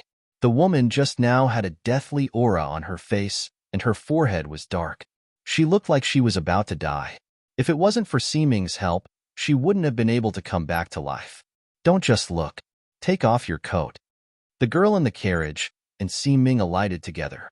What made the two boys' eyes almost pop out of the window was that the domineering girl actually shamelessly asked Si Ming to take off his coat to use as a bandage for the baby. A trace of struggle flashed across Si Ming's handsome face, but he eventually took off his coat and handed it to the girl. When she handed over the coat, the girl's fingers touched the young man's fingers gently. Surprise flashed across the young man's eyes for a moment, but it was only for a moment. He quickly concealed the surprise in his eyes. Village chief, here are some red ginseng, guayao, and rock sugar. After you find a place to settle down, cook them for the pregnant woman to drink. She's bleeding a little. The children and the pregnant woman shouldn't be exposed to the wind these few days. Take the carriage and rush to the front. After half a day, you should be able to see other villages. Yun Sheng reeked of sweat. She didn't ask who the real owner of the carriage was, but directly arranged for the village chief to lead the villagers to the next village. Hey, do you have any shame? This is our carriage. Did our Si Ming agree to lend you the carriage? Seeing Yun Sheng acting so matter-of-factly, the talkative boy couldn't stand it any longer. With his hands on his hips, he pointed at Yun Sheng and scolded. How much is my face worth? Is it more important than my life? You want me to sell it to you? Yun Sheng glared. Besides, are you still willing to take the carriage? The two boys were speechless at the same time. The carriage that the pregnant woman had stayed in was stained with blood and sweat. With their Si Ming's misophobia, they would definitely not want it. The young man in white shook his head. It was obvious that he didn't want the carriage anymore. I knew it. Yun Sheng had a knowing look. She packed her luggage and walked forward. Xiaohei had already left for a while, but there was still no news. She didn't know how her father was doing. Wait a minute. The talkative boy magician couldn't help but call out to Yun Sheng. There's a beast blood cloud in front. Do you want to die? Beast blood cloud.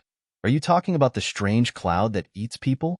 My father has already gone ahead to check it out. Yun Sheng didn't care and continued to walk forward. Several icicles suddenly appeared in front of her. Among the boy magicians, the taciturn boy made a move. Don't be reckless. Your father is going to check it out? How can something like a beast blood cloud be checked by third-rate magicians like you? At this moment, I'm afraid he has already become a meal for the beast blood cloud. The talkative boy magician gloated. He saw that Yun Sheng was dressed simply. Although she knew magic, she didn't even have a basic magician's badge.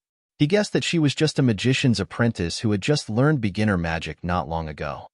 Miss, the beast blood cloud is giving birth to a high-level magical beast demon fetus. It's extremely dangerous.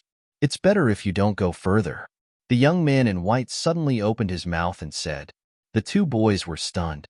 Si Ming actually took the initiative to strike up a conversation with someone. Si Ming was famous for being warm on the outside but cold on the inside. They had followed him for 5 to 6 years, and the number of times they had heard him speak could be counted with 2 hands.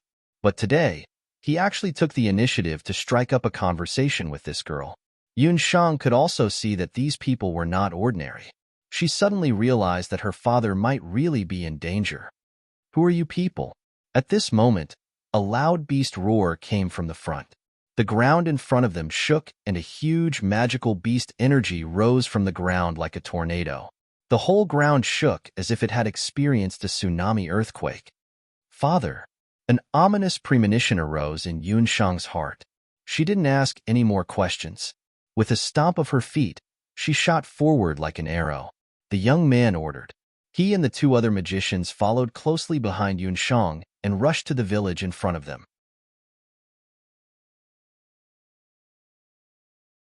Chapter 63. 2 hours ago, Yun Songhai left Yun Sheng behind and rushed to Jadeboat Village. Why didn't the residents of Yun send anyone over? 10 days was enough for them to bring the news to the Jade capital. Yun Sheng did not know what the strange cloud that the villagers were talking about was, but Yun Songhai knew. Dutian Beast Blood Cloud. Only the beast blood cloud that floated out of the Dutian blood world would devour all life around it. The beast blood cloud was a terrifying existence that made all the powerful people in the boundless land tremble in fear for the past 1,000 years. Legend had it that at the easternmost part of the boundless land, at the peak of the East Sea, There was a man-made seal of the Cloud Sea. Sealed within the seal was a beast blood cloud sea. That beast blood cloud sea was known as the Dutian beast blood cloud world. That cloud sea was formed from the blood, flesh, evil spirits, and souls of countless demonic beasts that were slaughtered in the boundless land. Although the seal existed, a crack would appear in the seal every 10 years. The blood cloud in the Dutian beast blood cloud sea would take the opportunity to enter the boundless land through the crack. After the blood cloud entered the land, it would absorb the magical elements and devour living beings. Over time, it would gain spiritual energy and turn into a demonic fetus. Once the fetus matured, it would break out of the clouds and become a high-level demonic beast. The demonic beasts bred in the beast blood cloud were different from the normal demonic beasts in the land. They were gifted, and some could even use terrifying sorcery. The village that the villagers were in had encountered the beast blood cloud. When the various countries in the land discovered the existence of the beast blood cloud, they would usually kill it before it hatched and broke out of the clouds. However, Jade Boat Village was remote, and the villagers could not get the news to the Jade capital in time. If this dragged on, the beast blood cloud might break out of the clouds when it matured. By then, even the nearby cities would be in trouble, let alone the villagers who were fleeing for their lives. Yun Songhai was a member of the Yun family. Although he betrayed the family for his wife, he could not bear to see the people of the family become homeless. In front of them, a huge blood cloud was crawling on the sand like a ferocious beast with red eyes. That was where the village used to be. The color is as beautiful as blood, and the sound of heartbeats and fetuses can be heard from far away. This beast blood cloud will break through the clouds in at most half a day. Yun Songhai saw the lump of blood cloud expand and completely cover the entire village, and his face sunk like water. Before he could get close to the blood cloud, a small tornado rolled out from the cloud. Yun Songhai quickly chanted, and a dazzling fire arrow hit the hurricane. The hurricane dissipated, and the fire arrow disappeared with it. The sky was completely red. The beast blood cloud looked like a cloud. However, Yun Songhai knew that the blood cloud was protected by powerful magical elements. If he wanted to split the cloud and kill the demon fetus in the blood cloud, he would have to use at least high-level magic. From the wind attack and the description of the villagers, although the beast blood cloud has not hatched, but in the beast blood cloud, there must be a powerful magical beast with wind attributes. Yun Songhai clenched his magic staff. A bone-chilling chill once again surged through his body. If he used high-level magic again, the poison in his body would most likely. His daughter's young face constantly hovered in his mind. Yun Songhai slowly put down the magic staff in his hand. Woo! A sound like the sound of the wind came from the beast blood cloud. The magical beast in the beast blood cloud is about to hatch. Yun Songhai no longer hesitated. His tall and thin body, like a javelin, plunged into the blood cloud. Not far away, Xiaohei rushed over. Seeing Yun Songhai plunging into the beast blood cloud, she also followed closely behind, leaping into the beast blood cloud. 2 hours later, on the barren plains, Yun Shang, the young man in white, and the other two hurried over. On the horizon, a blood-red mushroom cloud rose. From afar, it looked like a blood-red Ganoderma. A crack constantly grew in the cloud, and in the cloud, there was a ferocious magical beast that looked like a worm or maggot. Half of the magical beast's body had already left the beast blood cloud. Its body was covered with incubation fluid and looked as tall as a small building. Around it, there were no villages, plants, or any living creatures. It's a wind maggot. After seeing the appearance of the magical beast, the two young magicians said in unison. They looked at the girl with pity in their eyes. Wind maggot beast, a magical beast of the 8th rank. It has the wind magic of the wind vortex, and its swallowing power is astonishing. The girl's father must have been swallowed by this magical beast. Father! Yun Shang looked around, but there was no sign of Yun Songhai. Don't be rash. The young man grabbed Yun Shang, and the two young magicians were shocked again. Young Master Ming actually ignored her misophobia and grabbed the dirty girl? Get out of my way. Yun Shang shook off the young man, who knew that although the young man looked thin and weak, his strength was astonishing. His hand was like an iron bar, firmly holding Yun Sheng in place. A huge fireball rose from the blood cloud, like an eye-catching firework in the dark night. Upon closer inspection, it was not a fireball, but a person. In the middle of the beast blood cloud, there was a person floating in the air. That person stood in the air, and a pair of fire elemental wings condensed behind him. He was covered in blood, but the magic scepter in his hand was still flashing with a dazzling light. 5 top-grade fire elemental soul stones. Heavens, it's a sky magician. The two young magicians were shocked again. They did not expect that there would be a sky magician in the middle of this remote country, who said that Zhou State's power was declining day by day, and that it had fallen to the bottom of the 5 countries. Then what was this sky magician all about? Yun Sheng stared blankly at Yun Songhai, her father, who was in the sky. She seemed to have returned to the night when she transmigrated. That man covered in blood had single-handedly killed dozens of black-clothed men. The beast blood cloud was restless, ready to surge over at any time. Next to Yun Sheng, the young man in white was shocked. He held a magic scepter in his hand, and there were also 5 fire elemental soul stones on it. In the name of holiness, protect my body, holy shield. As if the sun had suddenly risen from the horizon, Yun Sheng only felt a pure white and transparent magic element flowing around her body, and in an instant, a crescent-shaped shield of light was erected in front of the 4 of them. Light magic? He was a light magician? That was true light magic, and in just a few seconds of chanting, he cast an almost perfect shield of light. Are you shocked? You stupid magician, this is the famous young arbiter of fate, Lord Xiaowanshu, the young magician said proudly. Arbiter of fate? She seemed to have heard this name somewhere before. She did not have time to think about where she had heard this name before. Outside the holy shield of light, there was a violent fluctuation. Yun Songhai raised his magic scepter high. In the beast blood cloud, half of the wind maggot's body had already crawled out. Boom, boom, boom. A series of flames, like heavenly lightning and earthly fire, lit up the entire sky. In an instant, countless fireballs flapped their wings like locusts, like a meteor shower, lighting up the entire sky.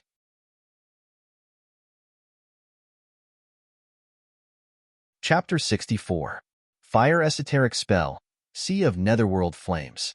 At that moment, even the holy shield was shaken. After a buzzing sound, a few cracks appeared on the shield. Everyone present was a mage, and there were a few mages from the temple. But from their expressions, they had never seen such a powerful fire spell. In other words, they had never seen anyone who could release so many powerful fire spells in one breath. Generally speaking, the more powerful a mage was, the more powerful their spells would be. But even so, it was difficult for them to release so many fireballs at once like the sky mage in front of them. It was truly rare. Sea of Netherworld Flames was a type of spell that could destroy the world by activating the magical elements in an instant. It was 100 times more powerful than a normal fire spell, and it consumed a lot more mana. Under its effect, the beast blood cloud was roasted dry, and the wind maggot beast was cut into several pieces by the powerful fire spell and thrown to the ground. Too powerful. The young magician was dumbfounded, his mouth unable to close. Hey, I say, is he your father? Are you sure you're not adopted? They had seen the girl's magic before, and it seemed to be the most common earth spike magic. This kind of magic was something that all the apprentices in the temple knew. They had only been careless earlier, which was why they had fallen for her trick. But her father was actually a powerful sky magician? The twin mages did not know that Yun Sheng had only been practicing magic for a short period of 10 days. Yun Songhai, who was floating in the air, kept his fire element wings. He turned around and saw his daughter Yun Sheng, and smiled. Yun Sheng did not smile. Her gaze fell on the wind maggot beast's body, and she suddenly shouted, "Father, be careful." When the voice sounded, the wind maggot beast's body that had been severed into several pieces began to tremble. It suddenly came to life and flew up, shooting towards Yun Songhai's chest like several sharp arrows. No. Yun Sheng didn't even think about it as she instantly shot out a fiery explosion. Whoosh! An arrow that was radiating light flew through the air. Almost at the same time, An agile shadow moved even faster than the arrow. It bit down on the wind maggot beast's body that was still alive even though it was dead. 3 different directions. A wholly light arrow, the nimble Xiaohei, and a shockingly powerful blazing explosion. Dual elemental magician? His reaction speed was actually faster than everyone else's. The white-robed youth looked at Yun Shang, but she had already flown towards Yun Songhai. Yun Songhai's chest was pierced by the broken body of the last-rank wind maggot beast, and blood flowed out. Shang'er, father. Yun Songhai smiled bitterly. He could feel the life force in his body slipping away bit by bit. Father, don't speak. Shang'er will help you stop the bleeding. Yun Shang trembled as she took out the bone needle. However, her fingers couldn't hold the needle as they trembled uncontrollably. The wind maggot beast's last attack was infused with its last bit of strength. Yun Songhai's lungs and even his heart had been pierced. There was no other way. Even if she stopped the bleeding, there was no way to save her father. There were footsteps behind her. Yun Shang's eyes were filled with tears. However, she gritted her teeth and tried her best to steady her trembling hands, not letting her tears fall. At that moment, the girl's strong and forbearing look pierced the youth's eyes. The white-robed youth watched from the side and felt a slight pain in his heart. He couldn't explain why, but he felt an inexplicable pain. Leave him to me. Master Ximing. The twin magicians stopped her at the same time. Could it be that Master Ximing wanted to use that spell? Yun Shang hesitated. Through her tears, she saw the honesty on the youth's face. It didn't seem like he was lying to her. A light elemental magician. He was a light elemental magician from the temple. Perhaps he really had a way to save her father. Yun Shang stepped aside, half believing and half doubting. On his deathbed, Yun Songhai's consciousness was already blurry. He didn't even have time to see the youth take out his magic scepter before he fainted. The white-robed youth took out a magic scepter. On the scepter, 5 magical beast soul stones flickered. A sky magician. Yun Shang's pupils shrank. A sky magician who was only in his teens. Such a person had actually appeared on the continent. Goddess of light, grant me the power of divine recovery. Heal the pain of all living things. Pity the suffering of the world. The chant was like flowing water, beautiful and moving. As if someone was playing a song of praise by her ear, a gentle curtain of light descended from the sky. That light had a miraculous healing power. Under the light's illumination, Yun Songhai's damaged organs recovered as if they had been overturned by water. The broken organs were repaired, and the festering flesh and blood quickly regenerated. Even the bones grew back. That was true light elemental magic. It was completely different from the light elemental magic that Yun Shang had seen great magician Yang use in the Jiaoya temple. When the healing light disappeared, the wound on Yun Songhai's chest had already disappeared. Yun Shang could even see that his chest was gradually rising and falling again. However, Yun Songhai didn't wake up. Yun Shang took Yun Songhai's pulse and found that his heartbeat and breathing were normal, but he was still unconscious. What's going on? My father? Yun Shang couldn't find any other problems with Yun Songhai's body. The white-robed youth was also a little puzzled. Logically speaking, any wound would be healed under the light's healing. After he checked, he couldn't help but be startled. He found that Yun Songhai's body had been poisoned. Did your father have a habit of drinking in the past few years? If I didn't guess wrongly, he had been using alcohol to suppress a kind of poison in his body all these years. However, that was only treating the symptoms and not the root cause. Light magic could regenerate the body, but it couldn't really heal the weak body. Yun Songhai's body was like an old machine that had been completely corroded by the poison. This kind of poison could be suppressed with alcohol for a short period of time, but under the condition of drinking, once magic was used, the poison would spread even more violently. Father has never mentioned what kind of poison it is.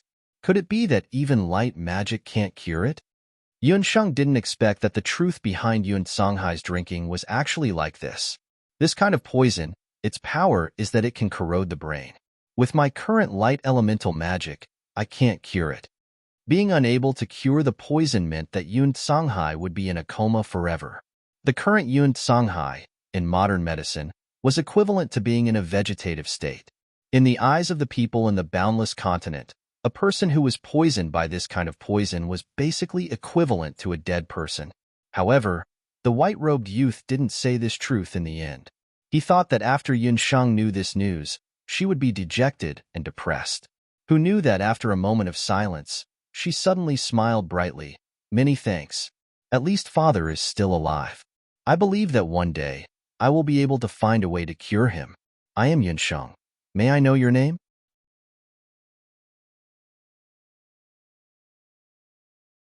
Chapter 65. The talkative male magician rushed to say, Bah, you think a thank you is enough? Do you know that in order to save your father, young Master Siming will have to lose at least? Yuji, don't talk too much. The white-clothed youth nodded slightly. He was a person of few words, and his facial expression was poor. He was definitely expressionless.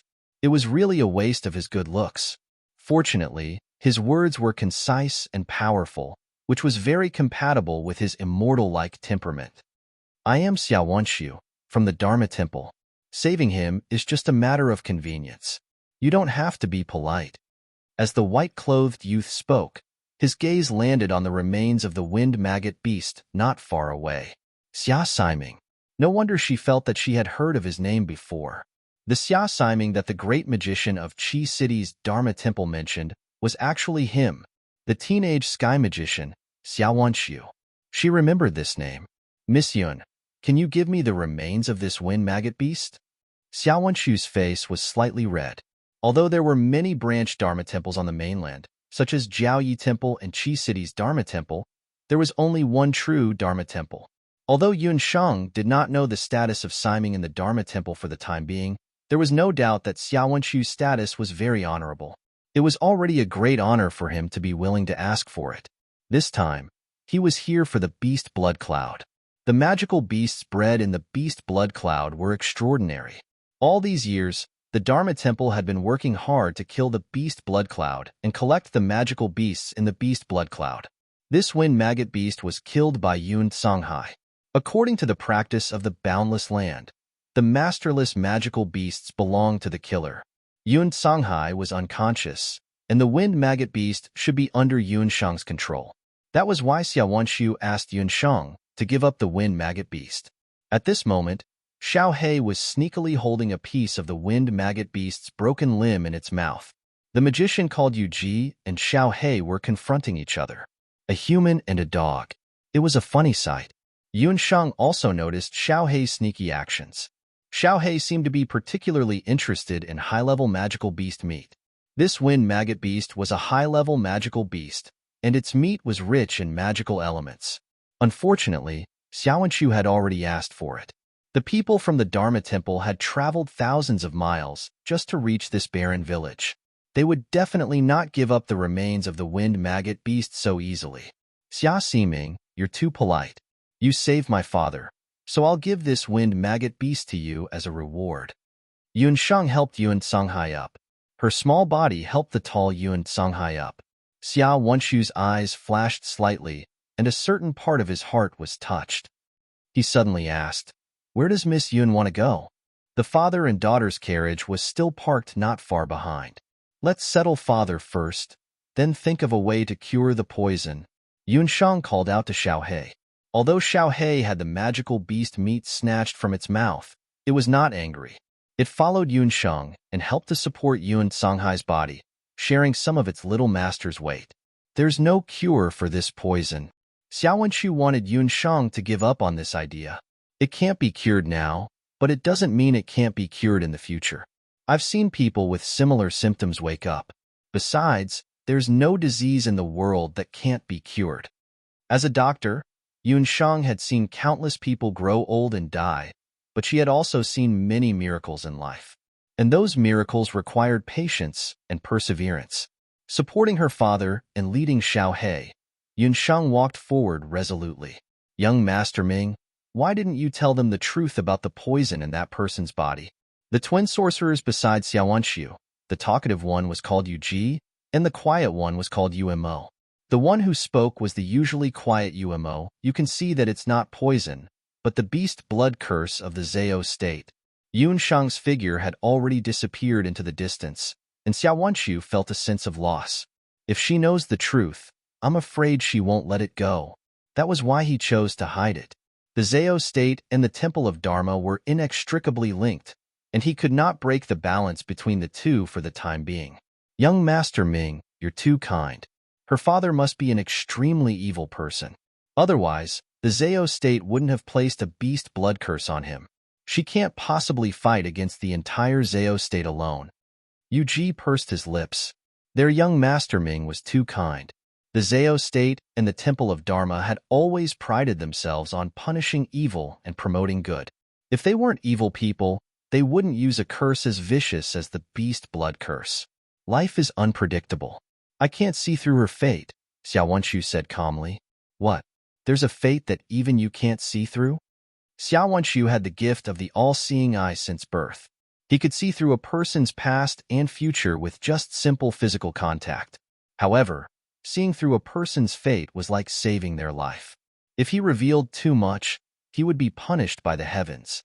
Hence, Xiao Wenqiu's master, the Temple of Dharma's elder, had ordered him not to use light-healing magic or the all-seeing eye unless absolutely necessary. However, just now, when he came into contact with Yun Shang, he unintentionally used his heaven's eye. All he saw was a cloud of fog, a fate that even young Master Ming can't see through. That's really rare, Yu Ji said curiously. Not necessarily. Have you forgotten that other than young Master Ming's own fate, there's another person's fate that young Master Ming can't see through? Yu Ji thought of someone. Wasn't the blind former crown prince of Zhou state someone that young Master Ming couldn't see through as well?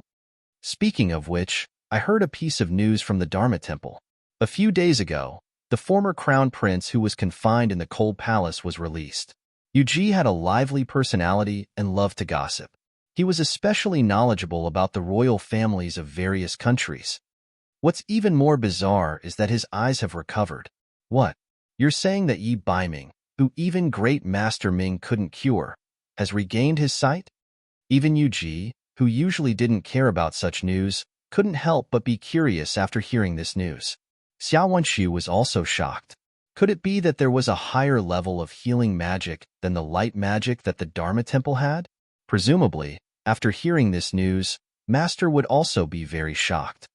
Tidy up the remains of the wind maggot beast. We have to return to the Dharma Temple as soon as possible. Xiao Wenqiu ordered the twin magicians to tidy up the broken limbs of the wind maggot beast before leaving. Not long after Xiao Wenqiu and the others left, a horse carriage rumbled along. A Xiao Hei dog jumped out of the carriage. Xiao Hei dog searched the ground and dug for a while before finding a small piece of wind maggot beast meat. Xiao Hei, you're smart enough to hide a piece of meat. I'll make it into jerky on the way. You and Puffed Egg will benefit from it then. Yun Sheng patted Xiao Hei's head. The wind maggot beast's body was very long. After being blasted by Yun Songhai's magic, pieces of it were scattered all over the place. Even if one piece was missing, the Dharma Temple wouldn't know. Xiao Hei was very clever. While the people in the Dharma Temple weren't paying attention, she secretly buried a piece of meat under the ground. Let's go. I'll definitely bring Father to the Jade Capital. I believe that with the help of the Yun family, Father will definitely wake up. Yun Sheng whipped the horse and the horse carriage rushed forward.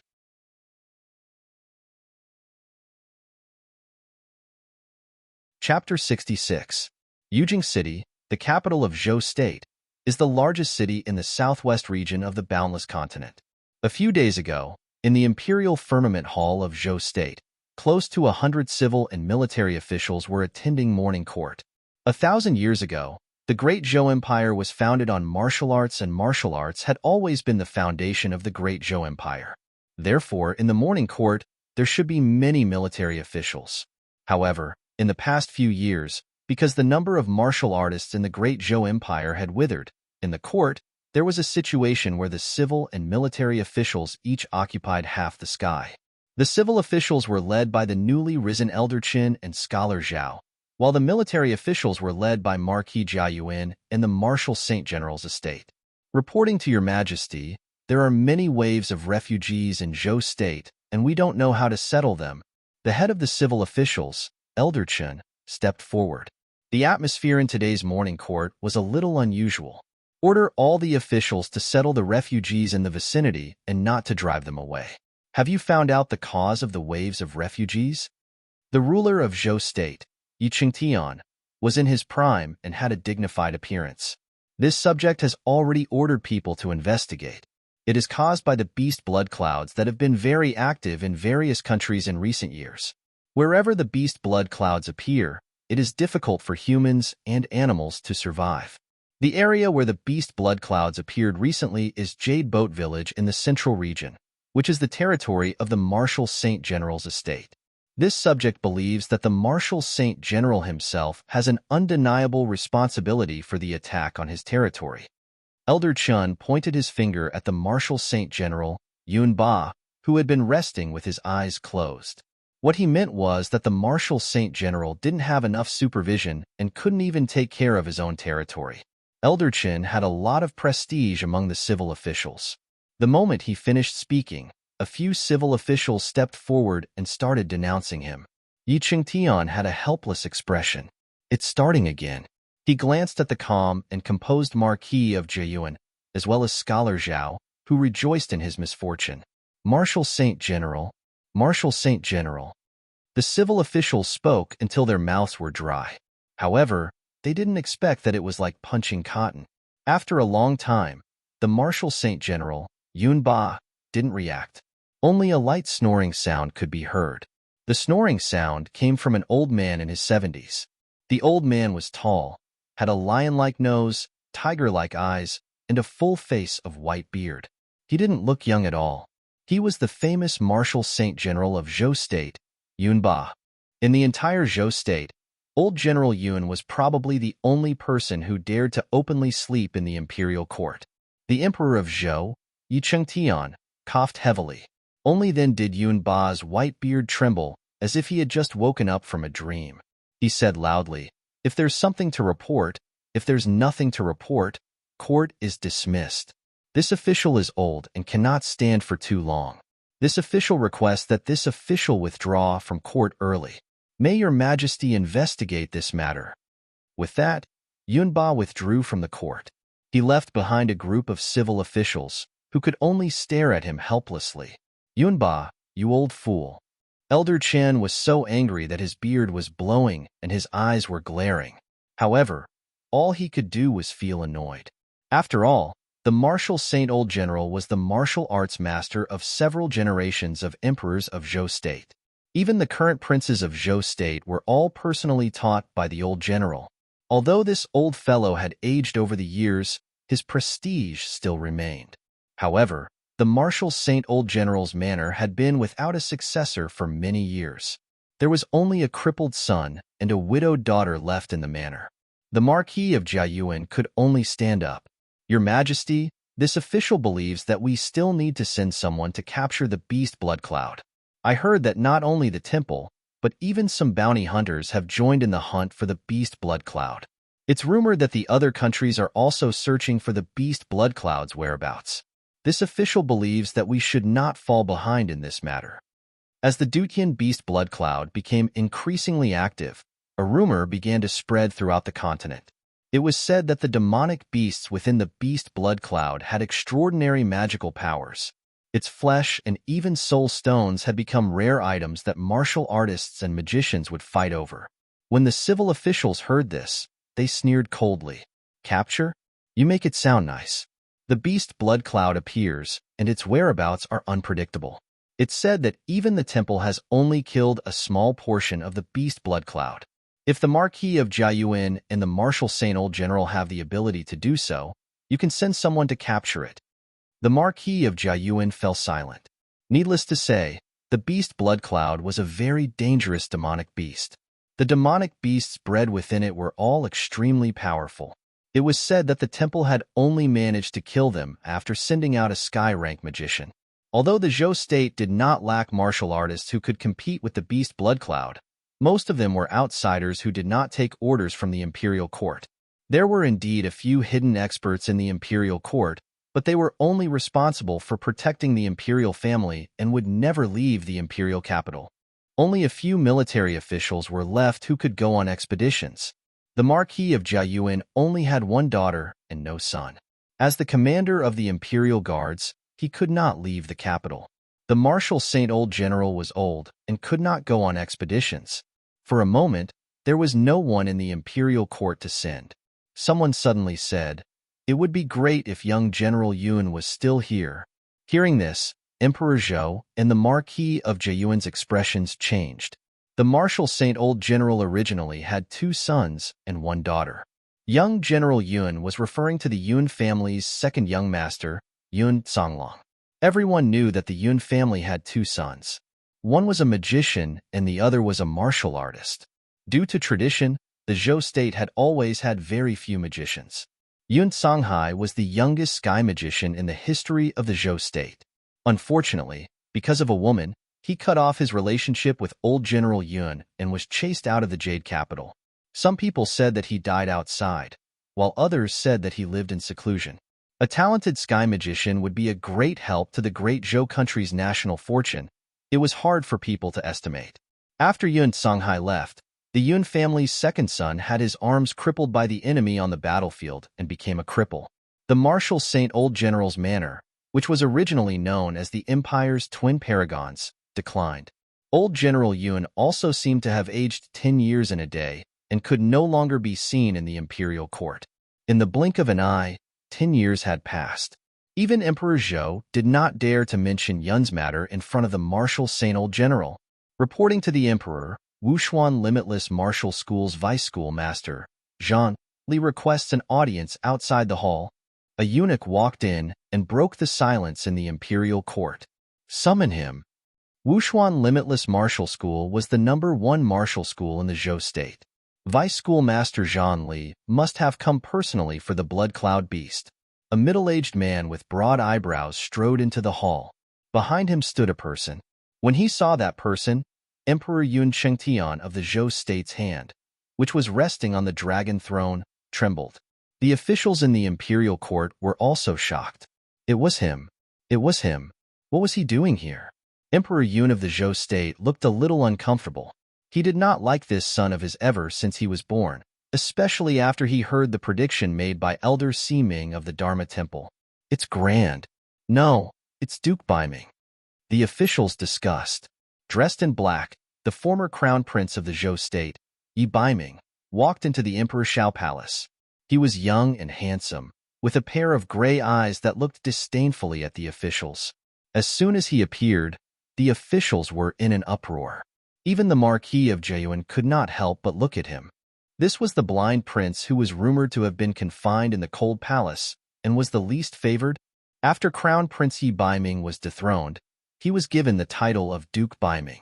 He had been confined in the cold palace in the name of recuperating from his blindness. His eyes.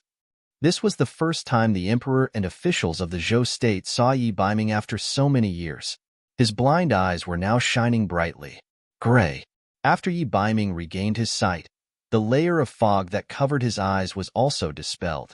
His eyes, the eyes that had regained their sight after losing sight, were the color between black and white, between good and evil, gray. The former crown prince of the Zhou state, the current crown prince Yi Baiming, knelt on the ground and said in a voice like broken jade, "Father, please send me to various places to hunt down the Blood Cloud Beast."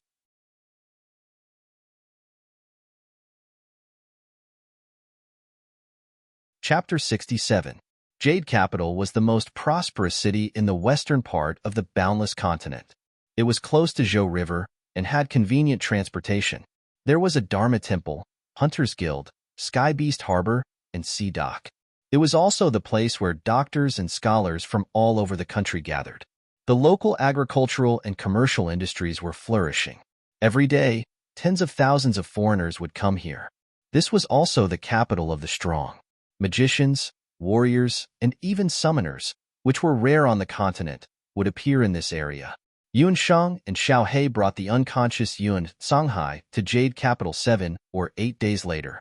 She didn't know that a few days before she reached Jade Capital, Yi Baiming was ordered to head to various places in Zhou State to begin his journey to capture the Beast Blood Cloud. Yun Shang and Yi Baiming had unfortunately brushed past each other. It was also from then onwards that Yi Baiming, who had regained his sight, became known as war god Zhou Wu. Yunshang, on the other hand, rose rapidly with multiple identities. The love and hate between the two of them had just begun, but that was a story for another time. To enter Jade Capital, one had to pay a silver coin to enter the city. Seeing that Yunshang, who was only a little girl, was actually driving a carriage into the city, a few city guards couldn't help but go forward to check. Just as they lifted the curtain, a black dog scuttled out. That black dog had short black fur, and its neck was tilted to the right comically. However, none of the city guards dared to underestimate this black dog. The black dog seemed to have a part of the wolf mastiff's bloodline. Its skin was shiny, as if it had been waxed. Its body was about the size of a lamb, and its limbs were strong and powerful. Once it saw a stranger, it revealed its sharp teeth and looked rather ferocious. That was Xiaohei. After Xiaohei grew a piece of the wind maggot beast's meat, its body shape changed. Yunshang still couldn't tell its rank, but Xiaohei was much stronger than before. It looked like it could compete with a hunting dog, or even a mastiff. Brothers, my father is in the carriage. He's from the Jade Capital, but because he contracted a terrible disease, he can't be exposed to the wind. Yunshang looked worried. Along the way, she had put in a lot of effort to take care of Yun Songhai. The most troublesome thing about a vegetative state was not the daily management, but the inability to eat. If this continued, even a strong elephant would gradually weaken. Since the boundless world didn't have the modern equipment to deliver nutrient fluids, Yunshang could only rely on a straw to feed Yun Songhai some expensive ginseng soup. She had spent more than half of the gold coins she obtained from the bounty of the magical beasts. Even so, Yun Songhai was still losing weight day by day. It had only been 7 or 8 days, but Yun Songhai was already skin and bones. Yunshang couldn't help but feel sad when she saw it. She rushed to the Jade Capital without rest, hoping to reach the general's residence as soon as possible to find a way to save her father. He's a patient. What kind of disease did he contract? If it's a contagious disease, he's not allowed to enter the city. A few soldiers were in a difficult position. The Jade Capital was a big city and also the capital of a country. Countless people came and went every day. To prevent epidemics from entering the city, there were special rules in the city. Anyone with a contagious disease was not allowed to enter. My father's disease isn't contagious. It's a rare coma. We're here to seek refuge with our relatives. Brothers, please do us a favor and let us in? Yunshang was a little anxious. She didn't expect the Jade Capital to have such rules. Young lady, it's not that we don't want to accommodate, but if the higher-ups blame us, we'll lose our heads. How about this? One of us will go in first and leave the carriage at the city gate. When you find your relative in the city, ask him to bring the certificate of a doctor or above in the city before coming to pick up your father. The city guard saw that Yunshang was young and her clothes were old and tattered. When he saw that she was taking care of her relative alone, he couldn't help but feel pity for her and pointed out the right path for her. Yunshang thanked the city guard.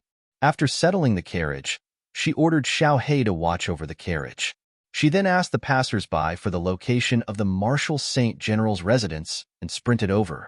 The Jade Capital was huge. Yunshang heard that the general's residence was located in Waning Alley. That area was also where the residences of military officials of rank 5 and above were concentrated. Yunshang only knew that Yun Songhai was from the general's residence, but she didn't know anything about the Marshal Saint General's residence. When she was in Banana Leaf Village, Yunshang roughly knew about martial artists because she became the village's big sister later on. Martial artists were the same as magicians and were divided into different ranks. For example, Lei Hu of Banana Leaf Village was only a beginner martial artist. As for Ding Mao of Fire Cliff Village, he was a martial master.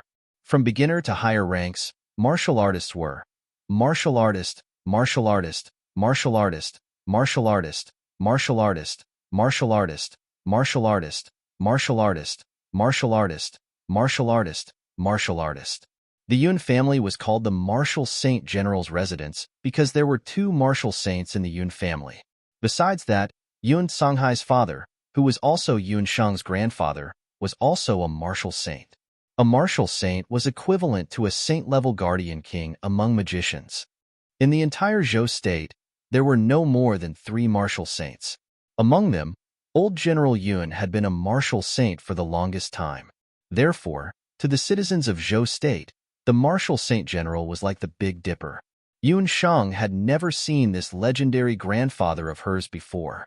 But just by standing outside the martial saint general's residence, she could feel a sinister aura. Outside the martial saint general's residence, there were two majestic stone lions made of red iron standing on both sides of the gate. Two dignified guards were guarding the gate. Just the guards were two martial artists. Only the general's residence would use a martial master as a guard. One had to know that in other cities, martial masters could also independently become instructors in their dojos. Yun Shang was just about to step forward when she suddenly heard the door open. A luxuriously dressed boy walked out of the general's residence with a few ferocious blood-claw wolves. The great Zhou dynasty revered martial arts, and in the manners of the fifth-rank officials, besides having guards, some of the nobles and officials even had their own magical beast breeding grounds, which were used to raise various ferocious magical beasts. In addition to allowing the disciples of the clan to practice martial arts, during the annual spring and autumn hunt, they could also bring the magical beasts to hunt. The Jade capital at the end of the 5th month already had the scorching heat of early summer. The boy who came out was about 2 to 3 years older than Yun Shang. His facial features were not bad, and his posture was agile. It was obvious that he had been practicing martial arts since he was young. "Good morning, young master. Where are you going with the magical beasts?" The guards bowed respectfully. The boy who came out was old General Yun's widowed third daughter, Yun Sangshue's late husband, Tang Yu. Yun Sangshue's husband was originally Yun Ba's right-hand man. Who would have thought that he would unfortunately lose his life in the chaos at the border? Yun Sangshue was also known for her crafty temper. She did not get along well with her mother-in-law, so she brought her only son, Tang Yu, back to the general's residence. Yun Songhai did not have any grandchildren. Tang Yu was also very clever. At a young age, he had already passed the martial arts examination and was very much favored by Yun Songhai. "We saw that the two blood-claw wolf pups we just bought were bored, so we brought them out for a walk." Tang Yu chased the wolf pups out after he finished speaking. Who would have thought that the wolf pups had just entered the residence and were still wild? Just as they walked out of the residence, they saw Yun Shang standing not far from the entrance. They opened their mouths and pounced towards Yun Shang.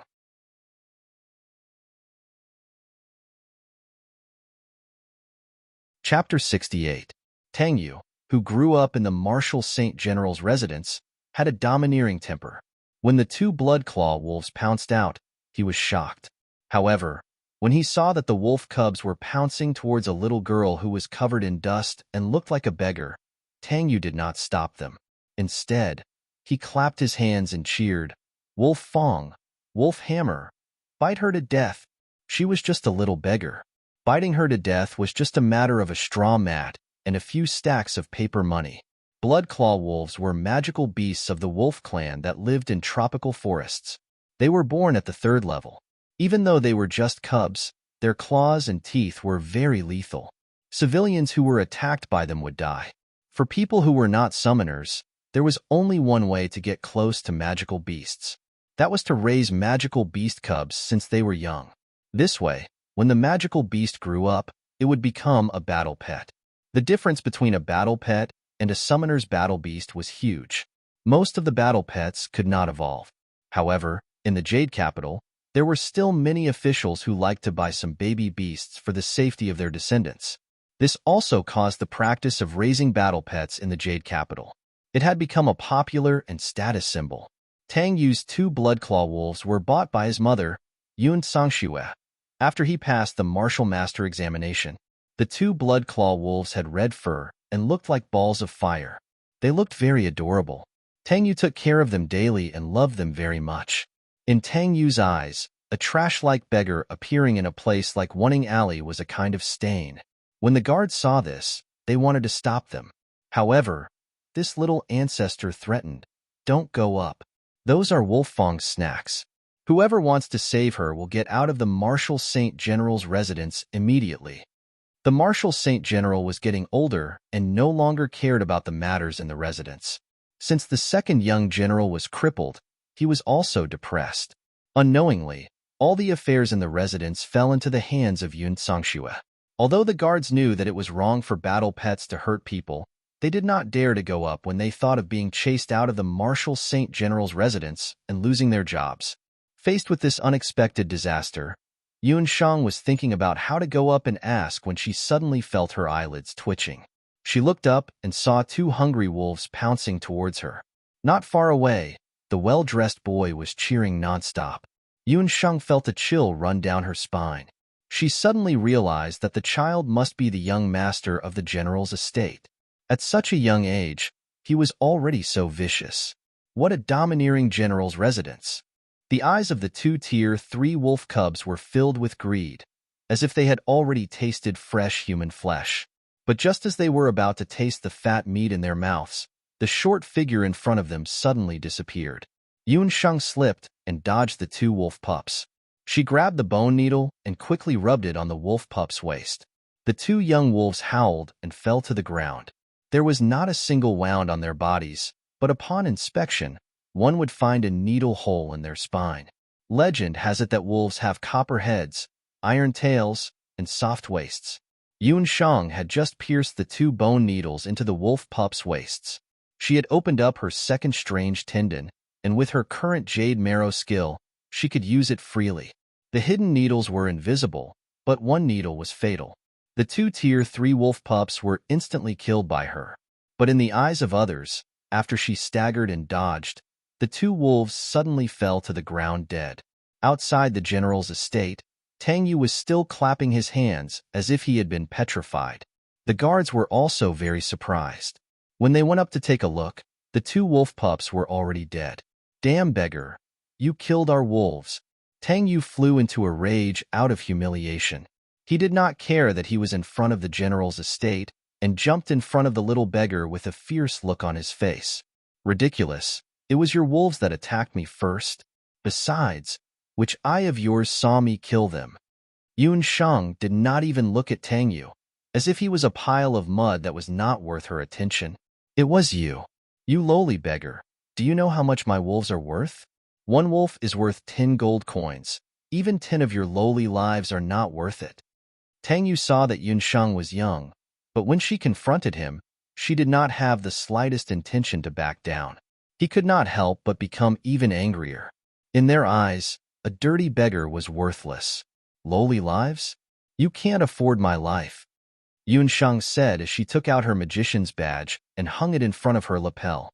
Seeing the magician's badge, the guards of the general's estate immediately stopped the little young master who was about to explode. The little ancestor had really gotten into trouble this time. In recent years, Zhou State's talents had withered, especially magicians, who were very rare in Zhou State.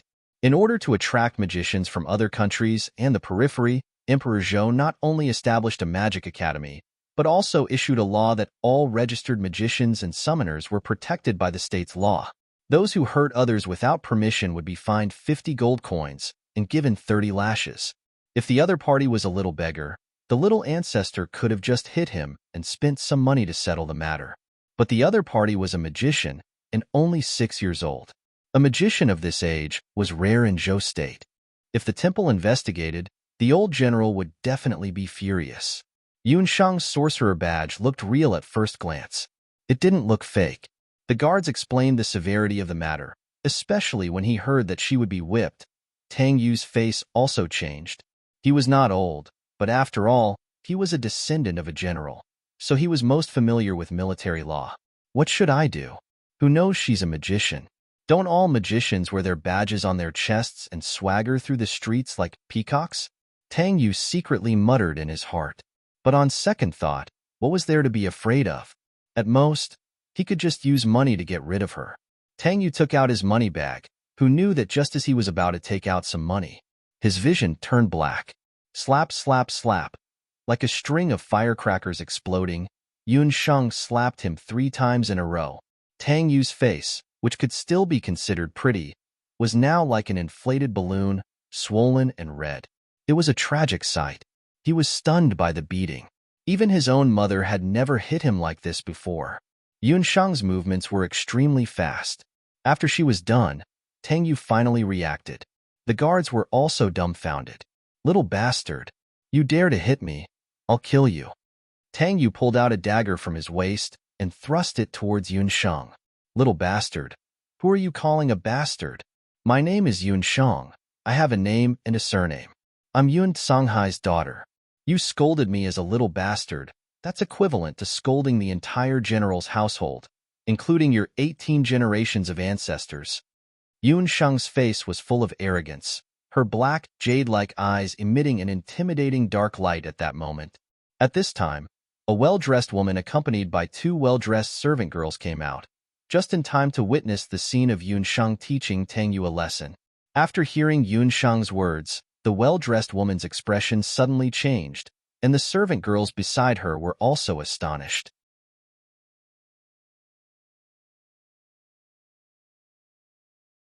Chapter 69. Yun Songhai's daughter? After hearing Yun Shang's identity, not only was the woman not happy, a trace of resentment flashed through her eyes. That person was actually still alive. She didn't expect that after 10 years, his bastard had already grown so big. However, she immediately returned to her normal state. Tang Yu was already scared silly. When he saw the woman, he shouted, "Mother, this little bastard hit me." She even said that she was grandfather's granddaughter. I don't have such an ugly cousin.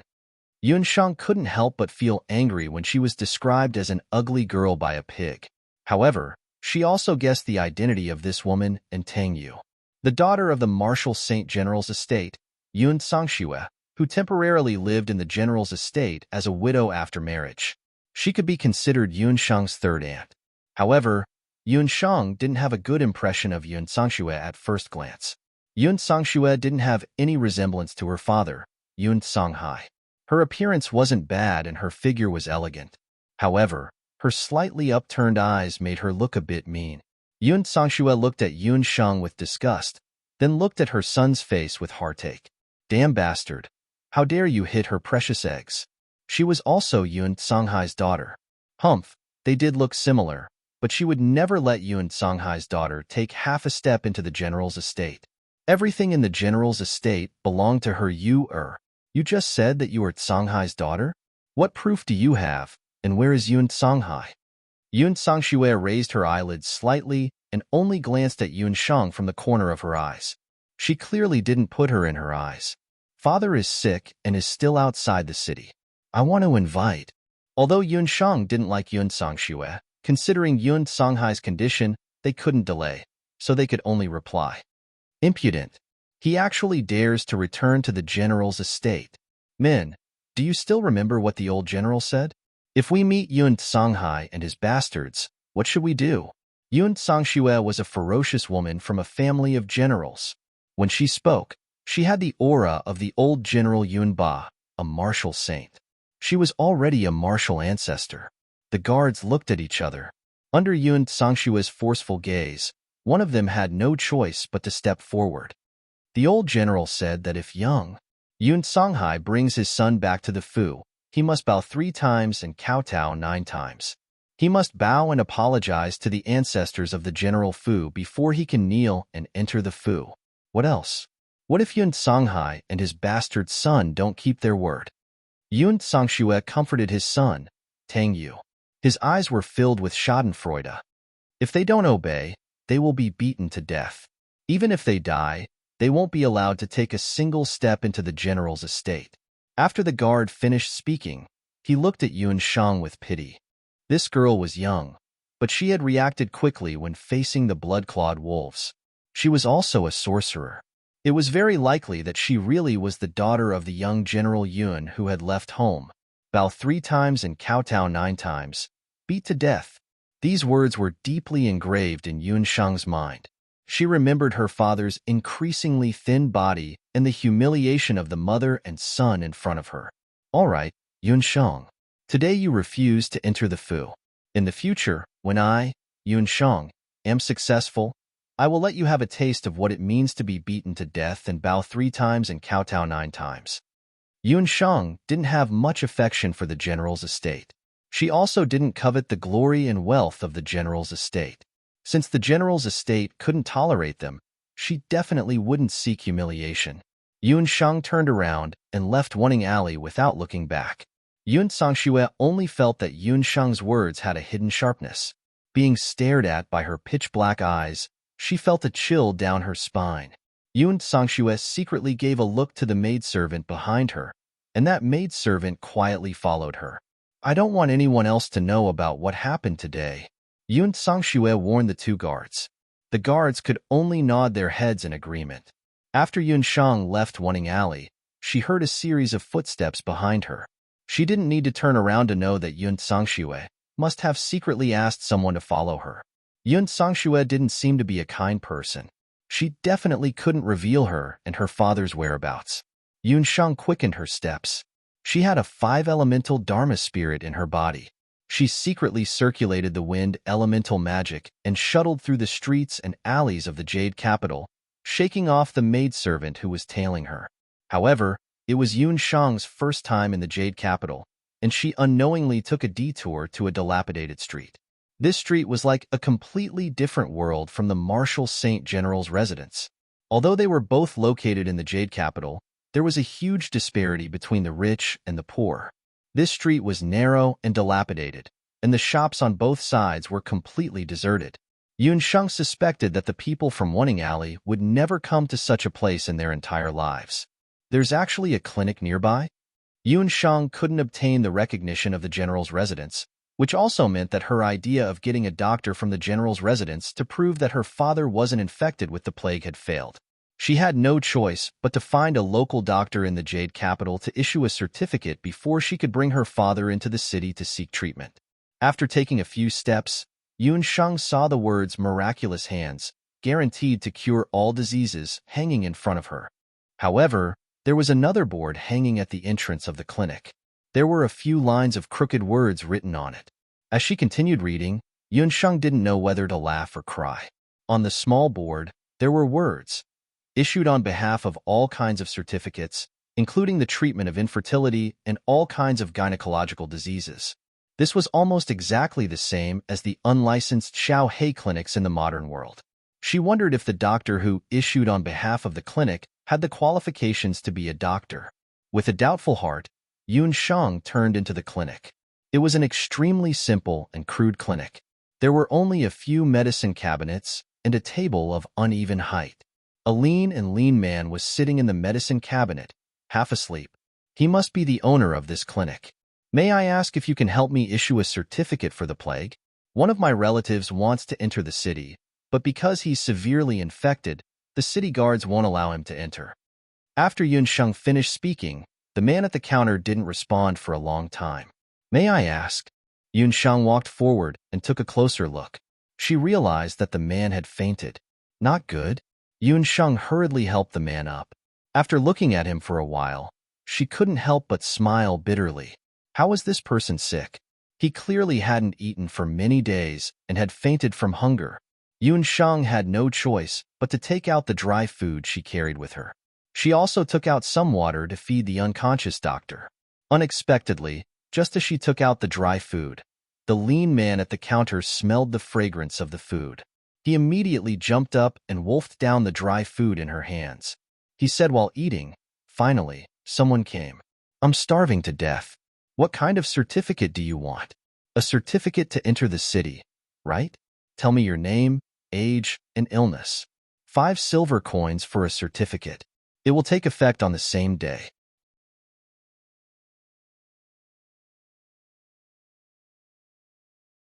Chapter 70.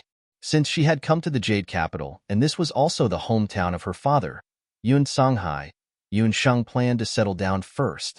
However, if she wanted to settle down first, she would need to obtain a doctor's certificate. However, this doctor in front of her almost starved her to death. This kind of person was definitely unreliable. Furthermore, a certificate required 5 silver coins? This was too much of a scam. Yun Shang didn't say anything else and turned to leave. "Hey, young lady, don't go. How about I give you a discount?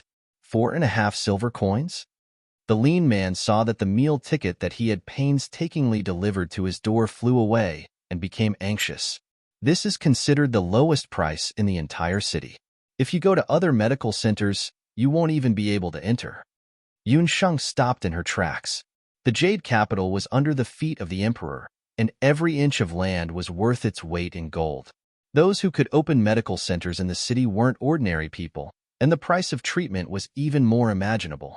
Yun Sheng's clothes were tattered, and the money she had on her was mostly spent because of Yun Songhai's coma. She could still take out 5 silver coins, but if it was other medical centers, she would probably be immediately chased out of the door. Don't doubt me. I dare to guarantee with my qualifications as Dr. Ling that once you step out of this door, there won't be such a shop anymore. Afraid that Yun Sheng wouldn't believe him, the man took out a token and handed it to Yun Sheng. That token was similar to the Imperial Physician token that Yun Sheng had seen in Taishang Town. However, it wasn't golden in color. Instead, it was made of purple iron and had a bell engraved on it. Dr. Ling referred to those who had obtained the primary certification of the Medicine Emperor Pavilion and had the qualifications to practice medicine and refine medicine. They were doctors who could practice medicine in a town and help the world. The ranks of doctors in the boundless continent: Herb Gathering Boy, Medicine Man, Medicine Master, Dr. Ling, Dr. Ling, Dr. Ling, Dr. Ling, Dr. Ling. This doctor in front of her was actually a famous doctor? 4.5 silver coins is still too expensive. Yun Sheng frowned and bargained. It's not expensive. What if I tell you that for 4.5 silver coins, not only can I issue a certificate, I can also help you keep your unconscious relative alive without using any medicine? As soon as the man's voice fell, Yun Sheng suddenly turned around and looked at him with a guarded expression. How did you know that I have a family member who is unconscious and needs to be kept alive with ginseng medicine? Yun Sheng was a cautious person. Moreover, she had been ridiculed by the general's mansion. After entering the medical center, she did not mention a word about her father's condition. I can smell at least 3 or 4 different kinds of herbs on your body, all of which are precious herbs. But you're dressed simply. You don't come from a wealthy family. Since that's the case, you must have a family member who is seriously ill and unconscious. That's why you have no choice but to use precious herbs to save your life. Am I right? The man's face was full of confidence. With his nose, he could distinguish the different smells of various herbs even in the Imperial Palace's medicine storehouse. 4.5 silver coins, deal. But you have to tell me first, what method can replace herbs? Yun Sheng had just arrived in the Jade Capital. If she wanted to settle down and rent a house, she would definitely need to spend a lot of money. She was already out of money and had to think of a way to earn money quickly. Water Element Magic Formation, Cloud Dream Ice Slumber. After the man finished speaking, a magic scepter the size of a chopstick appeared in his hand as he chanted. A blue magic formation flowed with blue clouds and mist. The clouds and mist were incomparably cold and instantly froze a table and chair at the side. A person who was in the state of Cloud Dream Ice Slumber would have all of their bodily functions reduced to the lowest level. Correspondingly, the loss of life would also be reduced to the lowest level. It was equivalent to 1% of the time when they were unconscious. As such, they would naturally be rid of their dependence on herbs. You're also a magician? Then how did you become one? What made Yun Sheng even more astonished was that this Ling doctor was actually a magician. Since he was both a healer and a magician, how did he end up in such dire straits that he almost starved to death in his own medical center? It's precisely because I'm both a magician and a healer that I ended up in such a state. Ancient medicine and magic apothecaries have been incompatible all these years. People like me can't stand on either side. There's no time to lose. I'll go with you to the city gate to take a look. The man revealed a helpless expression. He found his medicine box and walked towards the city gate with Yun Sheng. When Yun Sheng returned, it was already close to dusk. Xiao He was still waiting beside the carriage. It's you again, Dr. Fan. The city guards were clearly very familiar with this man. In fact, most of the commoners who needed to obtain a certificate to enter the Jade Capital were issued by Dr. Fan because of the price. Thus, the city guards recognized him at a glance. Little girl, be careful. This person isn't honest and has even killed someone before. He's known as the Ghost Doctor. If you're looking for a certificate from him, don't let him treat you. A kind city guard reminded Yun Sheng. Dr. Fan acted as if he didn't hear anything. He pulled open the curtain of the carriage and looked inside. Although he guessed that Yun Shang had an unconscious relative, he didn't know what illness the other party had. Before he could issue a certificate, he had to look at the condition first. After looking inside, Dr. Fan frowned. What's wrong? Is it an epidemic? A city guard at the side asked. No, let him in. Dr. Fan looked at Yun Shang thoughtfully. He took out a certificate that he had written long ago and signed it before handing it to the city guard. Once he received the certificate, the city guard let Yun Shang and the carriage enter the city. As dusk approached, the ground was covered in the afterglow of the setting sun. Yun Shang held onto the reins of the horse and stood on the street with Xiao He, looking very lonely. Little girl, find a place to stay first. If you want to cast Dream Cloud Ice Sleep for your father, you have to give me 5 silver coins. But let me tell you, one Dream Cloud Ice Sleep can only last for half a month. Dr. Fan was very calculative. He had already calculated that Yun Shang didn't know water magic. If she wanted to find someone to cast Dream Cloud Ice Sleep, she could only look for him. I have nowhere to go. The inns in the city are very expensive. We can't afford to stay there. Yun Shang looked at the jade capital in the dusk and frowned. The capital was bustling, but in the bustling crowd, everyone's face was cold. Only she could protect her father. Behind my medical center, there are 2 empty rooms, but the rent is 10 silver coins a month. Dr. Fan could see that Yun Shang didn't have much money, but he wasn't a good person. He wouldn't do something that would cost him money. I owe you a total of 20 silver coins. I can be a herbalist in the medical center and use my salary to pay for the rent and the cost of Dream Cloud Ice Sleep, Yun Shang immediately said. Although the city guard didn't have a high evaluation of Dr. Fan, a doctor who could guess her father's condition just by seeing him once was definitely not as useless as the rumors said. A herbalist's salary is only 5 silver coins at most. Dr. Fan shook his head. In your medical center, do you have fresh hemostatic flowers, mooncrow fruit, or withered butterfly vines? As long as I have these 3 herbs, I will definitely be able to raise the remaining 15 silver coins before the end of this month. Although Yun Shang was young, her words had a natural deterrent force. Dr. Fan couldn't help but believe her words. Okay, 1 month. If you can't raise the money in 1 month, don't blame me for kicking you, your father, and your dog out of the door. Dr. Fan nodded and led Yun Shang to the medical center.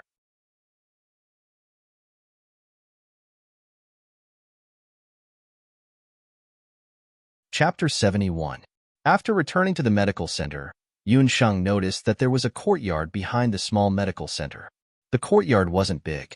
There was a well, a few acres of barren medicinal fields, and a few rooms. One of them was Dr. Fan's own room, one was the pharmacy, and one was the kitchen. The remaining 2 rooms were empty. Yun Shang tidied up and settled her father, Yun Songhai, in Chaoyang's room. The remaining room was her and Xiao Hei's nest. Including the cost of sleeping with Yun Ming twice, the total is 20 silver coins. This is the IOU. Remember to hand over the money at the end of the month.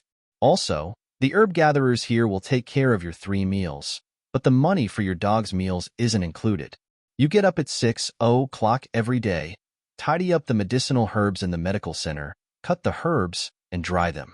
You have half an hour of rest at noon. At 6 o'clock in the evening, the medical center closes. You can't be lazy. If I catch you, I will deduct your money. Dr. Fan is a very cost-effective person. He won't let Yun Shang take advantage of him. Yun Shang saw that the medical center didn't have much business, but to her surprise, she found that the medical center's pharmacy was very complete. There were even a lot of seeds. After asking, she found out that Dr. Fan usually went out to pick herbs when he had nothing to do. Some of the seeds he collected were casually thrown in the pharmacy. Dr. Fan, when I was in my hometown, my family also had a few acres of medicinal fields. Can you lend me some of the seeds in the storehouse? I will plant them in the medicinal field. If the herbs mature, we will split the harvest 50-50. Yun Shang saw that the medicinal field was abandoned and felt that it was a pity. She simply suggested that she take care of the medicinal field. Dr. Fan was skeptical. He thought that the seeds in the pharmacy would become moldy. If Yun Shang could really grow something, it would be good. The next morning, when the rooster crowed at 4 o'clock, Yun Shang got up and meditated. For a magician, the best time to meditate was at dawn and dusk. After meditating for a while, Yun Shang felt refreshed. She went out of the room and went to Yun Songhai's room to take a look. A blue magic array flickered with an icy blue light. Inside the magic array, his father, Yun Songhai, was covered in a layer of icy blue ice. "Father, Shang-er will find a way to save you one day," Yun Shang swore in her heart. She prepared breakfast as usual. Then, he loosened the soil of the medicinal field and planted the selected seeds before daybreak. Not to mention Dr. Fan's medical skills, but his eyesight for herbs was very good. The seeds of the herbs he collected were all middle-grade herbs. On the Boundless Continent, medicinal herbs were divided into the most common types: low-grade, mid-grade, high-grade, and supreme grade. For example, the hemostasis flower from Banana Leaf Village was the most common type. It was cheap and could only be made into ordinary low-grade medicine. Middle-grade herbs were much more expensive than ordinary herbs. They could also be made into mid-grade medicine. After making the hemostasis medicine and meditation water, Yun Shang already had a certain level of ability to make medicine. She planned to wait until the mid-grade herbs were successfully planted before starting to develop them. In her previous life, Yun Shang's parents died early and her grandfather was busy with the small clinic all year round. So her ability to take care of herself had always been good. She stayed in Yujing partly because of Yun Songhai's illness. Another reason was that she wanted to enter the Magic Academy in Yujing City. Although Yun Shang had a 5-elemental spirit, Yun Songhai didn't have time to teach her basic magic before he became a vegetable. She wanted to enter the Magic Academy to obtain more opportunities to learn basic magic and become a real magician. That would require a lot of tuition fees and living expenses, so Yun Shang had to earn more money. Dr. Fan woke up early in the morning. As soon as he stepped out of his room, he smelled the aroma of food. Looking at the courtyard, he saw that it was neat and tidy. Some cut herbs were neatly placed under the sun. This little girl is very nimble.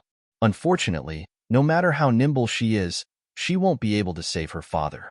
The beast blood curse of the Zao state. Dr. Fan walked into the clinic with his hands behind his back, deep in thought. On this day, not a single patient came.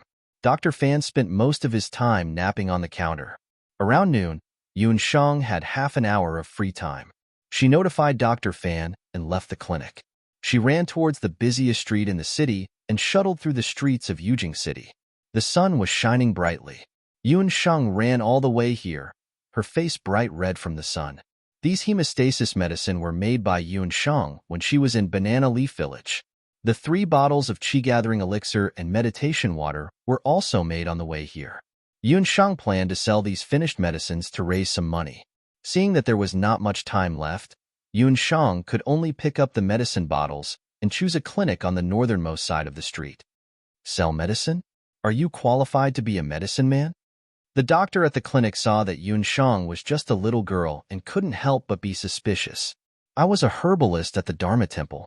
These medicines were all taught to me by the local pharmacists." Yun Shang presented a bottle of hemostasis medicine expectantly. The pharmacist took the bottle and sniffed it. His expression changed slightly, but he didn't show it on his face. "This hemostasis medicine is too inferior. I can accept it, but it's at most 5 copper coins." Yun Shang's face turned red. She took back the bottles of medicine. "I'm not selling." She would rather not sell it than allow others to trample on her medicine. Her lunch break was only half an hour, and she had spent some time rushing over. She really didn't have much time left. Yun Shang hugged the medicine bottles and walked on the street. She noticed a few rouge and powder scouts in the corner of the street, and the peddlers were shouting from time to time. She had initially wanted to sell the medicine to the clinic, but now it seemed that the bigger the shop, the more unscrupulous it was. Yun Shang no longer trusted clinics and pharmacies. She might as well set up a mobile medicine stall and sell it for as much money as she could. After making up her mind, Yun Shang picked a clean and cool piece of land and took out the hemostasis medicine and the 3 bottles of meditation water. Yun Shang's hemostasis medicine was priced at 9 copper coins, the qi-gathering elixir at 15 copper coins, and the meditation water at 20 copper coins. These prices were much cheaper than the market price. This street was the busiest in the Jade capital. There were many people passing by, and there was no lack of practitioners and magicians. Yun Shang was young and not a physician. Occasionally, A few passers-by would pass by, but when they heard that she was selling medicine, they would shake their heads and walk away. After waiting for about 15 minutes, an unusually slender woman walked in front of him. "Sister, do you want to buy medicine?" Yun Sheng stopped the woman. The corner of the woman's mouth twitched. She turned around and scolded. "Who said I'm a woman? Which eye of yours saw that I'm a woman?"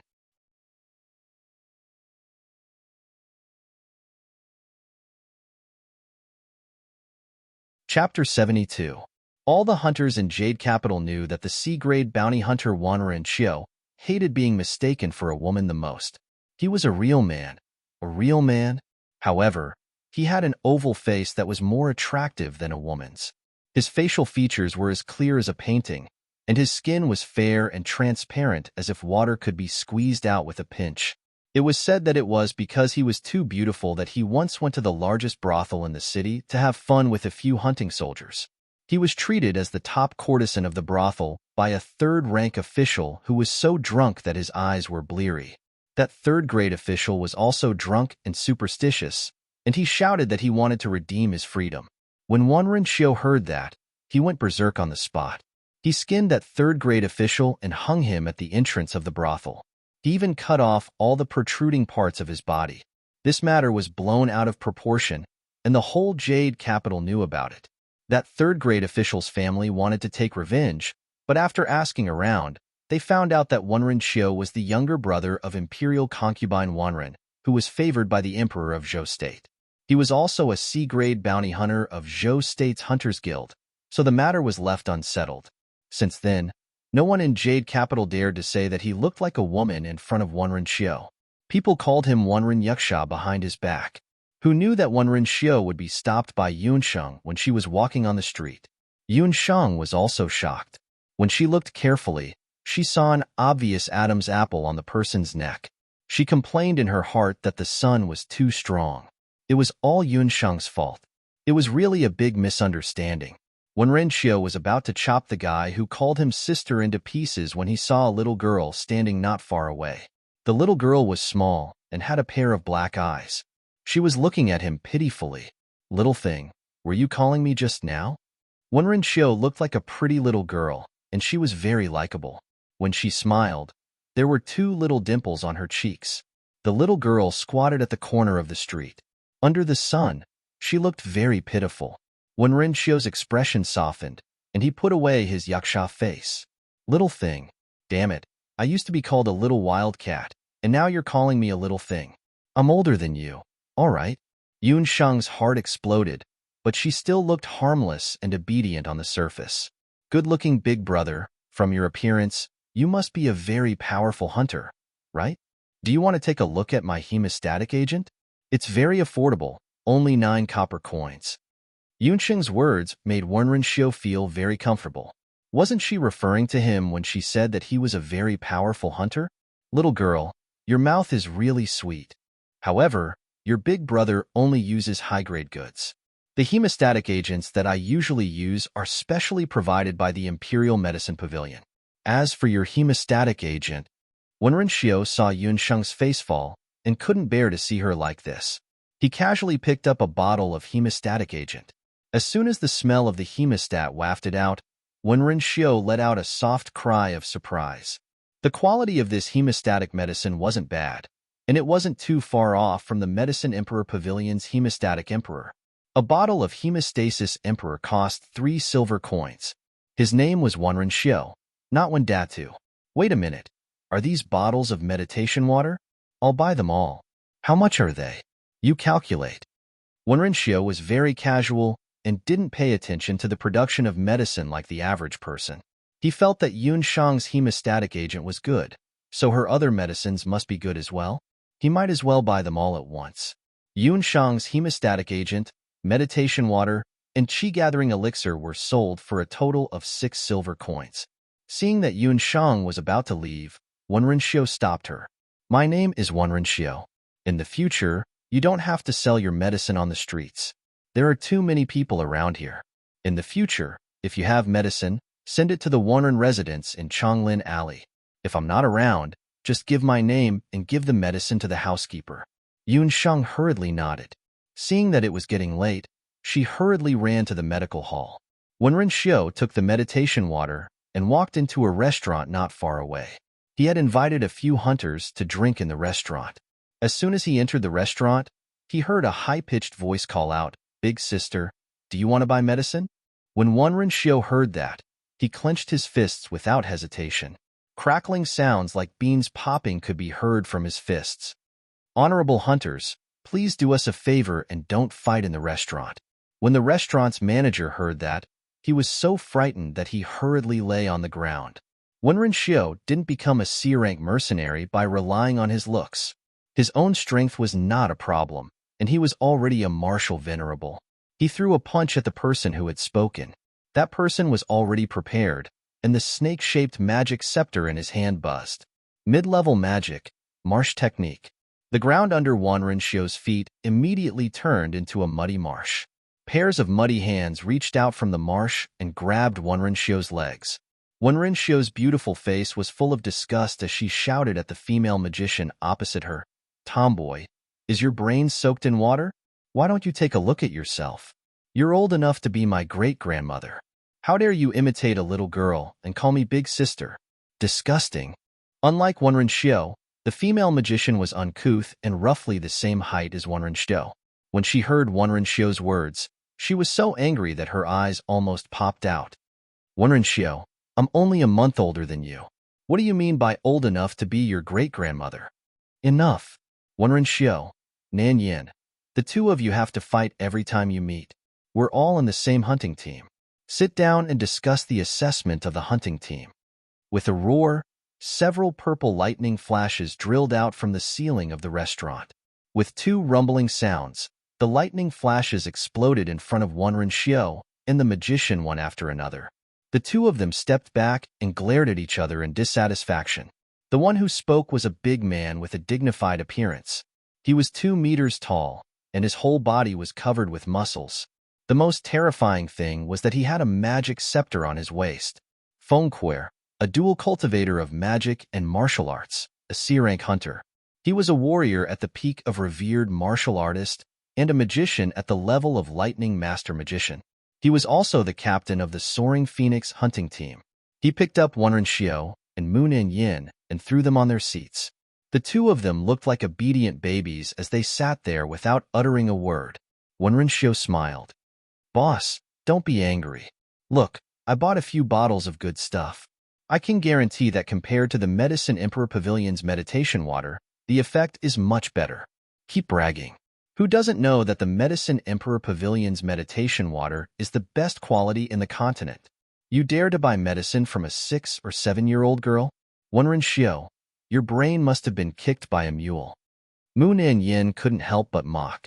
She snatched the bottle of meditation water and drank it in one gulp. The magic spell just now had consumed a portion of her magic power. She could use the meditation water to replenish her magic power.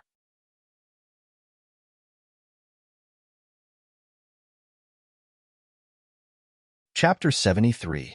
Fengque, Wenren, and Mu Yin were members of the Soaring Phoenix hunting team, which was rather famous in the Jade Capital's bounty industry. The three of them were cultivators of both magic and martial arts, martial artists, and magicians. Wenren was good at attacking, Mu Baiyan's earth element magic was good at defending, and Fengque was good at both attacking and defending. The three of them had been in the team for 5 years, but Wenren and Mu Baiyan had always disliked each other. If it wasn't for Fengque's suppression, the two of them would have fought to the death. Mu Yin drank a mouthful of the meditation water and raised her eyebrows. "You tomboy, don't drink it all in one gulp. Letting you drink it is like a cow eating peonies. It's a reckless waste of natural resources," Wenren scolded. "Boss, this meditation water." Mu Yin smacked her lips and felt a vigorous surge of magic power in her stomach. It was like a raging wave that spread out in an instant. She couldn't help but be stunned. "Is there a problem with the potion?" Wenren was also a little uncertain. She was a martial artist and didn't know much about meditation water. Fengque, who was about to teach the two of them a lesson, also took a bottle of meditation water and drank a mouthful. To a magician, meditation water was sometimes a lifesaver. For example, Bounty hunters who lived on the edge of a knife's edge would sometimes lose their lives if they recovered 10% of their mana in the face of magical beasts. After Fengqua tried it, his eyes shone brightly, and he couldn't help but exclaim, "An improved version of meditation water." "Yes, boss, you've noticed it too. The taste is similar to the one in the Medicine Emperor Pavilion, but the effect is very shocking. It should be some kind of improved meditation water." Mu Beiyin no longer had the mood to argue with Wanren. She was an earth element magician, and when she drank the meditation water, her earth element recovered 50% faster than usual. That meant that when facing a magician of the same level, as long as she had this meditation water, she would be invincible. Where did that little girl come from? How much improved meditation water does she have? We'll buy all of it. Fengqua realized that the maker of this meditation water did not know the value of the potion itself. Wenren bought all of the finished products in one go, so Yunshang gave her the best price. After conversion, a bottle of meditation water was only worth 1.5 silver coins. One had to know that in the Medicine Emperor Pavilion, a bottle of ordinary meditation water cost 5 silver coins. In Fengqua and Mu Nanyan's eyes, this kind of improved meditation water was even sold for 1 gold coin. I don't know. Wenren was confused by the two of them. He had only done a good deed that day and bought that little thing's medicine. Who would have thought that her medicine would be so good? We'll continue to wait here tomorrow. If she comes out to buy medicine, we'll buy all of it. It's best to inquire about who made the medicine. Whether it was Mu Nanyan or Fengqua, they all took it for granted that Yunshang was helping her elders set up a stall to sell medicine. A few drops of cold sweat appeared on Wenren's forehead. He said weakly, "I saw that she was still young, so I told her not to set up a stall in the future." 2 hostile gazes immediately swept over. "However, I also told her to send the finished products to my house as soon as she has them." What if she doesn't send them? Mu Nanyan wanted to strangle Wenren. She should send them. She definitely will. The more Wenren said, the more guilty he felt. He was not very sure. If that little thing did not know the way, or if she found other sellers, then this improved meditation water would be gone. It was just that in such a big jade capital, finding a nameless little girl was a bit too difficult. Fine, we'll wait. I called you here today for the bounty hunter assessment. We've been stuck at the C-rank bounty hunter level for a long time. According to our experience and the total amount of bounty we've accumulated over the years, we should have been promoted to B rank long ago. Fengqua, Wenren, and Mu Nanyan were all from Jade Capital. Although the 3 of them were bounty hunters, each of their families was famous in Jade Capital. The 3 of them were from the same generation. Because of their ancestors, they had been playmates since they were young. 5 years ago, because of Fengqua's suggestion, they formed Huangtong. The 3 of them were quite strong, and with their tacit cooperation, they could be considered to have a little reputation in the bounty hunting world. However, the bounty mercenary level had been stuck at C rank. For the 3 of them who were proud and arrogant, this had always been a sore point. After all, only bounty hunters above B rank could accept cross-country bounty missions. Our strength has been enough for B rank for a long time, but we haven't found a suitable summoner. Wenren drank a mouthful of wine gloomily. Unlike those insignificant hunters, there had to be at least 1 warrior, 1 mage, and 1 summoner in order to become a B-level bounty hunter team. That was, there had to be at least 1 warrior, 1 mage, and 1 summoner in the team. This hard condition was set by the 3 SSS rank hunters who had founded the Hunters Guild. At the same time, it was also set by the legendary Divine Edge hunter team on the mainland. All the hunters on the mainland had to abide by it. Moreover, the hunter team that met the condition had to challenge a B-rank hunter team. If the challenge was successful, then they could be promoted. It's easier said than done to find a summoner. Look, in the past few years, the summoners who passed the assessment at the Jade Capital Summoning Center were snatched away before they could leave the Summoning Center. In 10 years, there were no more than 20 summoners from the Jade Capital Summoning Center. Those people lived like princes. Who would be willing to be a bounty hunter? Zhou State's national fate has withered. Among the warriors, there were no more warriors like old General Yun. The other 4 countries have many talents. Among them, Penglai has the most summoners. So now, among the big countries, Peng Lai has the most B-rank hunter teams. Mu Nanyan couldn't help but sigh. They became bounty hunters not because they were greedy for money, but because they wanted to pursue the adventure missions that only bounty hunters could come in contact with. However, the members of a bounty hunter team must be absolutely trustworthy. Otherwise, in the face of a life and death crisis, the betrayal of a member was enough to cause the collapse of the whole team. Summoners could summon beasts, and the consumption of magic elements was less than magic. Under the same conditions, having a summoner was equivalent to having 2 members. Therefore, even if the B-rank hunter team's assessment condition was removed, their chances of winning against a B-rank hunter team were almost 0. In the past 10 years, there was not a single C-rank hunter team that successfully challenged a B-rank hunter team. Let's wait and see. Let's search for a while more. In the next 1 or 2 years, we should also pay attention to the improvement of our own cultivation. Feng Kuo's words were met with the unanimous agreement of Wen Renxiu and Mu Nanyan. Just as Huang Teng was anxious to find a summoner, Yun Shang was still repeating the work of a herbalist in the medical hall every day. The herb field that she planted finally sprouted after a few days of careful care, including a batch of moonlight grass that she brought from Banana Leaf Village. Yun Shang also refined more than 10 bottles of qi-gathering elixir and 5 bottles of meditation water in her 1 month of free time. She planned to visit Wen Renxiu to sell the elixir, but she didn't expect that something would suddenly happen and interrupt her plan.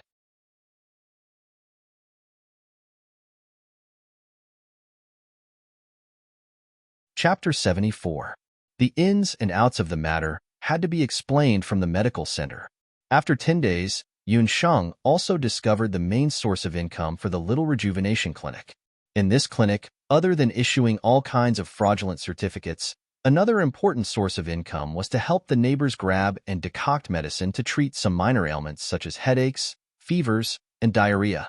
They didn't even come across a single difficult and complicated illness. There was once when Dr. Fan accidentally discovered that Yun Shang could treat patients, and he handed all these matters over to Yun Shang. Very quickly, the neighbors became familiar with Yun Shang. They all liked this young girl who was very knowledgeable about medicine. Dr. Fan even encouraged Yun Shang to participate in the examination of medicine men. The so-called medicine men were high-grade herb gatherers who were in charge of tasting, decocting, and dispensing medicine. Generally, in a medium-sized clinic, there would be a medicine man. On the Boundless Continent, being a doctor was also a very popular occupation. However, in order to become a doctor or a doctor like Dr. Fan, one had to pass the examination of the Medicine Emperor Pavilion. This wasn't the first time Yun Shang heard the name of the Medicine Emperor Pavilion. She remembered that during the hemostatic medicine incident in Banana Leaf Village, the village head's grandfather had mentioned the Medicine Emperor Pavilion. Hearing Yun Shang asking about the Medicine Emperor Pavilion, Dr. Fan couldn't help but fall into a daze for a moment. After a long time, he replied, "Those who study the ancient medical arts would all know of the Medicine Emperor Pavilion. For the magician examination, there's a Dharma temple. For the martial artist examination, there's a summoner examination. For the summoner examination, there's a summoner examination." The Medicine Emperor Pavilion was the continent's largest ancient medicine organization. Its branches were like a huge tree that reached the sky, and its branches, leaves, and veins covered the entire continent. The Medicine Emperor Pavilion was outstanding because not only was it the most authoritative organization for doctors in the continent, it also controlled the continent's most precious medicinal herbs and the most outstanding doctors. Some people say that the most powerful people in the continent are magicians, some say martial artists, and some even say summoners. However, I believe that the most powerful people in the continent are doctors because they can control the life and death of others. Yun Shang, if you want to find a way to cure your father's illness, there's a place you have to go no matter what. That place is the Medicine Emperor Pavilion. When Dr. Fan mentioned the Medicine Emperor Pavilion, a complicated expression flashed in his eyes. Yun Shang decided to participate in the Medicine Man examination. With her medical foundation from her previous life, as well as the medicine encyclopedia left behind by the Yun family and the Qi Min medicine encyclopedia that she had memorized, Yun Shang believed that it wouldn't be difficult for her to pass the Medicine Man examination. After observing Yun Shang for a period of time, Dr. Fan also had a good foundation of Yun Shang's herbal medicine. After the two of them discussed for a while, They decided that Dr. Fan would bring Yun Sheng to Medicine Emperor Pavilion in Jade Capital the next day to take the test. The next morning, Yun Sheng planned to change into the herb-picking clothes she wore in Banana Leaf Village, but she found that she had grown taller in the past few months. Seeing this, Dr. Fan took out a set of clean herb-picking clothes and said, "This is the herb-picking clothes that my daughter wore in her early years. It's about the same size as yours, so you can change into it." Only then did Yun Sheng know that Dr. Fan was someone who had been married before. Now that he was all alone, she didn't know where his family had gone. After changing into the clothes, Yun Sheng followed Dr. Fan to the Medicine Emperor Pavilion. The Medicine Emperor Pavilion was indeed worthy of being the continent's largest medical institution. Looking from afar, one could only see a majestic pavilion standing on the street. From time to time, there would be farmers and patients entering and leaving the Medicine Emperor Pavilion. The entire Medicine Emperor Pavilion was divided into 7 floors, and each floor was 10 times the size of a small clinic. As soon as Yun Sheng and Dr. Fan entered the door, they smelled a faint fragrance. At the main entrance, there was a pure gold cauldron that was emitting a fragrance. Smelling this fragrance, Yun Sheng's mind unconsciously cleared up. A person who looked like a pharmacist came forward and inquired about the purpose of their visit. After hearing that Dr. Fan had brought Yun Sheng to participate in the herb-picking test, the pharmacist led Yun Sheng into the pavilion. The first floor of the Medicine Emperor Pavilion sold all kinds of herbs, the second floor sold finished medicines, the third floor was for those below the rank of pharmacist, and the fourth floor was for those above the rank of pharmacist. Before Dr. Fan left, he had already told Yun Sheng that the herb-picking test was divided into 3 steps. If there were no accidents, the test would be divided into 3 steps: picking up herbs, decocting herbs, and identifying herbs. These steps were also the main procedures to test whether a herb-picking test was qualified or not. Walking up the stairs to the 3rd floor, they saw that in the spacious examination room on the 3rd floor, there were already several herb-picking apprentices and doctors waiting. One of them saw Dr. Fan at a glance. With a mocking smile, he blocked Dr. Fan and Yun Sheng's path. Dr. Fan seemed to have already known this person. Without any expression, he said, "A good dog doesn't block the road. Fanji, you have big guts. You actually dare to insult this doctor. Let me tell you, just last month, this doctor passed the test of the 4-direction scatter doctor. Soon, I will receive the appointment of the Medicine Emperor Pavilion and head to the southern city to take up the position of Pavilion Master. Do you think you are still the Imperial Physician Fan from back then? Right now, you are just a Ling doctor who has problems making a living." After being scolded by Dr. Fan, that person's face turned red and he pushed Dr. Fan away. Imperial Physician. Dr. Fan was originally an Imperial Physician? Yun Sheng found it hard to imagine that a dignified Imperial Physician would be cooped up in a small clinic. Dr. Fan's expression changed slightly, and he couldn't help but grip his magic wand. "Fanji, Chung Si-hai, do you want to cause trouble here?" Noise is not allowed in the Medicine Emperor Pavilion. At this time, a woman gracefully walked over. The woman's appearance was elegant and beautiful. She was dressed in a doctor's robe. There was a waist token hanging from her waist. Yun Sheng recognized that the jade token was the same as the fake Imperial Physician token that Night Fox had taken out when she was in Taishang Town. This elegant woman was an Imperial Physician. As soon as she appeared, Cheng Si-hai, who had just provoked her, immediately showed an infatuated expression. The medical apprentices present also immediately felt deep veneration. They respectfully shouted together with the pharmacists present, "Imperial Physician Yao." Dr. Fan's hand that was holding the magic wand loosened. His expression was gloomy. "Yao Rong, I am not here to cause trouble. I am here to bring this child to participate in the examination." Dr. Fan did not look directly at the woman. "Examination? Haha, Fanji, with your shabby clinic, you still need an Imperial Physician?" The scattered doctor looked at Yun Sheng with disdain. He saw that Yun Sheng's age was at most 6 or 7 years old. At this age, if she did not practice medicine since elementary school, how could she pass the examination of the Medicine Emperor Pavilion? This scattered doctor was called Cheng Si-hai. He was originally from the same school as Fanji and Yao Rong, but his talent was much worse than the two. For many years, he had been in love with Yao Rong and had always been jealous of Fanji. Today, his nephew, who was also one of his apprentices, came to participate in the examination. Therefore, he bumped into Dr. Fan. Imperial Physician Rong did not say a word. She looked at Yun Sheng's clothes and her eyes darkened. She sternly said, "Bring this child up."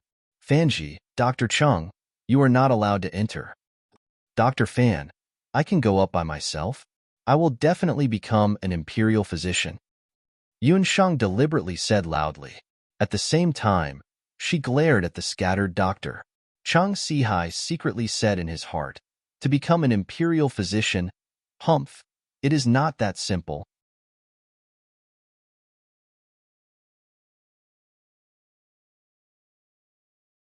Chapter 75. The Medicine Emperor Pavilion lived up to its reputation as the medical examiner of the boundless continent. When Yun Sheng entered the examination room with the other herb gatherers, she discovered that there were already several dozen herb gatherers standing in the examination room. Some of them had already participated in the examination multiple times. Yun Sheng's sharp eyes noticed that although they were all herb gatherers, at a glance, she could see that they were divided into different grades and ranks. Some people's clothes were obviously more exquisite, and most of the people here seemed to know each other. Cheng Sihai's herb gatherer, Cheng Qing, knew quite a few of them. The moment he entered the examination room, he greeted the few people he was familiar with and even discussed the contents of today's examination. It seemed that most of the herb gatherers here were acquainted with each other. "She's the herb gatherer of that magic Dr. Fanji." Cheng Qing pointed at Yun Sheng maliciously. He thought that Yun Sheng couldn't hear what he was saying. But ever since Yun Sheng unblocked her second extraordinary tendon, her 5 senses had become more sensitive. Everything that these people said behind her back all fell into her ears. "Isn't Fanji that doctor who once killed someone? I heard that he actually tore open a person's chest." A few herb gatherers who were on good terms with Fanji clicked their tongues when they heard his name. Everyone spontaneously distanced themselves from Yun Sheng, as if Yun Sheng was some kind of filth. Yun Sheng didn't mind. She couldn't be bothered to bicker with this bunch of kids. A herb gatherer walked in. He was the chief examiner of today's examination in the Medicine Emperor Pavilion. "Silence. I'm your chief examiner today. You can call me Herb Gatherer Kong. Most of you here are herb gatherers of the Medicine Emperor Pavilion, so I believe that you're not unfamiliar with the examination. Today, there are a total of 43 people participating in the examination. I hope that all of you will be able to become qualified herb gatherers. Our first round of examination is to grab medicinal herbs. Everyone, follow me to the first floor." Herb Gatherer Kong led dozens of herb gatherers to the medicine storehouse on the first floor. So big. Yun Sheng followed the herb gathering boys to the storehouse of the Medicine Emperor Pavilion. The medicinal storehouse of the Medicine Sovereign Pavilion was like a gigantic underground parking lot. There were over 10,000 types of medicinal herbs here, and they were all neatly separated into different areas. For example, low-grade, mid-grade, and high-grade medicinal herbs. Yun Sheng's shocked expression fell into the eyes of the other herb gatherers, and they couldn't help but laugh at her. When you entered the storehouse, each of you received a prescription. There were a total of 18 types of herbs in the prescription. In the first round of the assessment, you are not allowed to use the scale to grab 18 different types of herbs. Those who accurately grasped 18 to 15 types of herbs will be considered excellent. Those who accurately grasped 14 to 10 types of herbs will be considered average. Those who accurately grasped 9 to 6 types of herbs will be considered qualified. Those who accurately grasped less than 6 types of herbs will be considered unqualified. After hearing the content of the test, the herb gathering boys immediately looked at the prescription in their hands. Medicine men were different from herb gatherers. Gathering herbs was one of their main jobs. In the Medicine Sovereign Pavilion, there were hundreds of thousands of prescriptions coming in and out every day. Qualified medicine men didn't have the time to use the scale to grab the herbs. They were usually able to estimate the correct amount of herbs in one go. Only then would they be able to properly decoct the herbs later on. Cheng Qing quickly grabbed the 18 types of herbs and passed them to the pharmacist proudly. After the pharmacist checked the prescription, he announced, "Cheng Qing, among the 18 types of herbs, you accurately grasped 16 types of herbs. In the first round, you scored excellent. Out of the 18 types of herbs, Chongqing was actually able to accurately grasp 16 types of herbs without using the scale. The other herb gatherers were incomparably shocked. They praised Chongqing for being the herb-gathering boy of the scattered physician Cheng Sihai. A few more herb gatherers passed the assessment.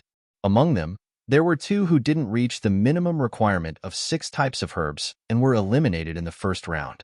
Yunshang passed the prescription she had grabbed over. Pharmacist Kong glanced at her and realized that she was an unfamiliar face. Yunshang, among the 18 types of herbs, you accurately grasped 18 types of herbs. Test results. Excellent. Even pharmacist Kong himself could not believe his own eyes when he announced the results. Needless to say, the others, including those who mocked Yunshang earlier, were all stunned. 18 types. Did you all hear that? That herb-gathering boy actually grasped the correct amount of herbs for 18 types of herbs. There were many types of herbs in the Medicine Sovereign Pavilion. Not only were there fresh herbs that hadn't been dried, there were also semi-finished medicinal stones that had been ground into powder. There were also some herbs that were even in liquid form. However, Yunshang grasped all of the herbs accurately. Yunshang was secretly amused. What a joke. In her previous life, when she had just learned how to walk, she had been forced by her grandfather with a ruler every day to learn how to grasp herbs. With more than 20 years of experience, how could she lose to this group of young herb gatherers? When she grasped the herbs, she didn't lack in weight. She was as accurate as a universal scale. At the side, Chongqing's expression was very ugly. He stared at Yunshang's back view as he pulled one of the herb gatherers aside, and the 2 of them started to whisper. In the first round, there were a total of 10 people who failed. Out of the 43 people, only 33 were left. The second round of assessment was to decoct the herbs. The location of the assessment was also on the first floor of the herb storehouse. However, this time, the herb gatherers had to decoct the herbs according to the prescription they were given. When the herbs were brought up, Yunshang frowned. There was something wrong with these herbs. The herbs used to decoct the herbs had been changed.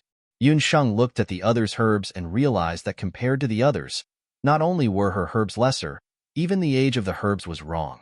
Among them, the most important herb, Lu Wei Su, which was 5 years old, had been replaced by Lu Wei Su, which was 3 years old. Since the herbs were of the wrong age, the decoction was naturally wrong as well. Chongqing and the other herb gatherers looked over sneakily. Yunshang immediately guessed that they were the culprits. When they saw that Yunshang didn't say a word and continued to decoct the herbs, the herb gatherers all smiled as if they had succeeded in their scheme. They would let her come out on top in the first round of assessment. Let's see how she would be able to decoct the decoction with the missing herbs. About half an hour later, all 33 herb gatherers had finished decocting their respective herbs. Chongqing sneaked a look at Yunshang's bowl. There was only half a bowl of herbs left in her bowl. The amount of herbs was obviously not enough. Needless to say, she would be eliminated. Just as pharmacist Kong was about to check everyone's herbs, a young girl of about 13 or 14 years old walked in. "Miss Chi, why are you here?" Pharmacist Kong asked politely. The young girl had a graceful appearance and a sign with the words "Medicine Man" hung on her body. Logically speaking, Pharmacist Kong's status was higher than that Medicine Man Chi, and he shouldn't be so respectful towards her. However, Pharmacist Kong and the other herb gatherers all looked at her with reverence. This was because this young girl was the personal medicine man of the only national master in the Imperial Medicine Pavilion in the Jade Capital.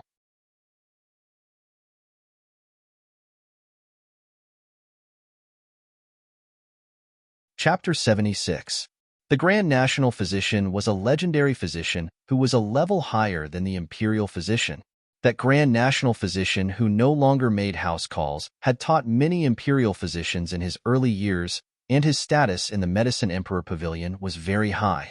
In his later years, he only brought along one herbalist to serve him. That herbalist was the female herbalist named Qi Fengfei in front of them. Therefore, even though Qi Fengfei was young and her status was only a herbalist, her status in the Medicine Emperor Pavilion was very high. Even in front of Yao Rong and the others, she could still speak a few words. No wonder Medicine Master Kong had to be respectful when he saw her. Are these the herbalists who came to participate in today's examination? I heard that you're going through the second round of examination. Let me see. How are the herbs you've brewed? Qi Fangfei came to the Medicine Emperor Pavilion today to look for a medicinal herb and coincidentally heard that a new batch of herbalists had come to participate in the examination. Although her status in the Medicine Emperor Pavilion wasn't low, she was still a teenage girl with an innocent personality. Thinking of the examination that she had a headache over in her early years, she secretly snuck over. Miss Qi, please take a look. These are all the herbs that have been brewed. Medicine Master Kong simply handed over the right to judge today to Qi Fangfei. Qi Fangfei looked at the bowl of herbs placed at the front. Just by looking at the color, she curled her lips. Not up to standard. It's obvious that it's not mature enough. That herbalist's expression changed, and he left dejectedly. Qi Fangfei looked at a few more bowls of herbs and actually found problems with all of them. At this time, she walked to a bowl of herbs and saw that it was empty. There wasn't a single drop of herbs in it. Hey, this is really rare. Why didn't you brew the herbs? Qi Fangfei suddenly saw the empty bowl. Looking again, the owner of the empty bowl was still a little girl. Could it be that you don't know how to brew herbs? It's not that I don't know how to brew herbs, but my herbs are wrong. The quantity is too little and the age is too young. If I were to do it half-heartedly, not only would the herbs not be able to save people, it might even harm them. Yun Shang said unhurriedly as she presented her portion of herbs to Qi Fangfei and Medicine Master Kong. Yun Shang's actions scared Cheng Qinghe and the few troublemakers into lowering their heads, not daring to make a sound. Qi Fangfei was taken aback. She couldn't help but recall the time when she had just become a medicine man. Once, due to the negligence of the medicine storehouse, she had mistakenly concocted a 10-year-old herb into an 8-year-old one. Although she had discovered it, she had thought that it was only a difference of 2 years. She believed that it wouldn't affect the efficacy of the medicine much, so she had carelessly concocted it. Who would have thought that when de Guoshou checked the medicine, he flew into a rage and reprimanded. You knew that the medicine was wrong, but you still decocted it. How can you be considered a qualified medicine man? After Medicine Master Kong examined the herbs, he found that the age of the herbs was indeed wrong. Qi Fangfei cast a glance at Cheng Qing and the others who had a guilty conscience. Her voice abruptly changed and carried a warning tone. Listen up. I don't care what happened today, but you must remember, as medicine men, you must not secretly switch the herbs. If any of you dare to harm your colleagues in the future, you will be removed from the medical profession forever. Those few medicine boys were so frightened that they trembled like sieves. Cheng Qing's face was also covered in dirt. After this round of assessment, there were another 13 medicine boys who failed. Although Yun Shang didn't concoct the medicine, she had relied on her quick wits to successfully pass the assessment. However, Qi Fangfei didn't leave. The assessment just now made her interested in Yun Shang. She also found out from Medicine Master Kong that Yun Shang had accurately picked out 18 different herbs in the first round of assessment. She wanted to see how Yun Shang would perform in the third round of assessment. The third round of assessment is to identify the herbs. When it came to the third round of assessment, the medicine boys' expressions were much more relaxed than before. Identifying the herbs may be difficult for ordinary people, but to these medicine boys, most of them had followed their respective medicine masters since young and often went in and out of the medicine storehouse of the Medicine Emperor Pavilion. Other than a few rare and precious herbs, they could recognize most of the herbs. Medicine Master Kong naturally saw the changes in the medicine boy's expressions. He couldn't help but shake his head.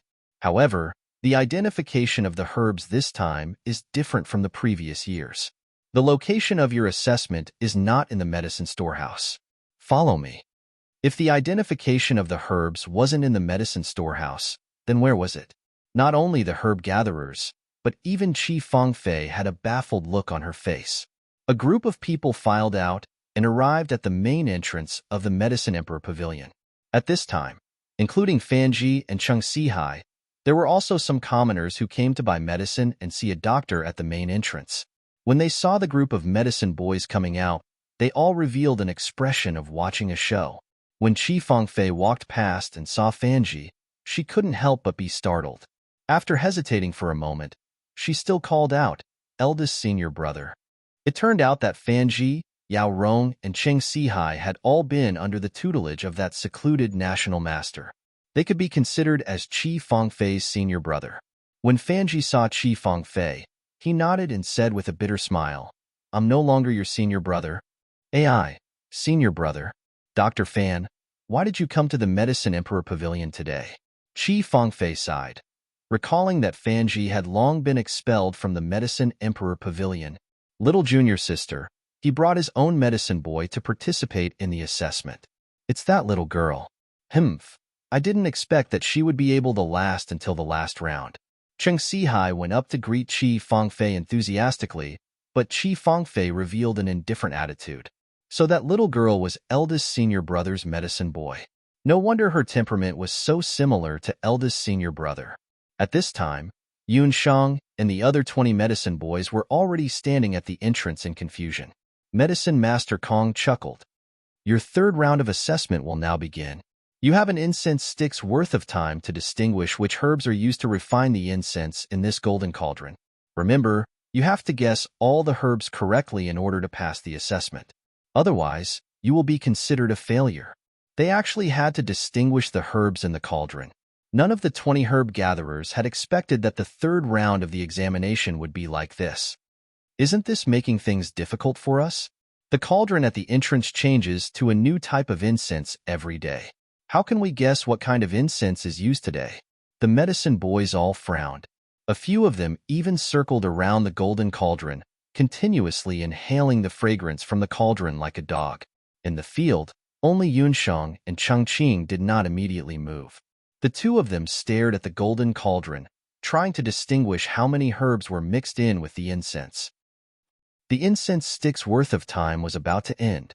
Nearly half of the medicine boys gave up halfway.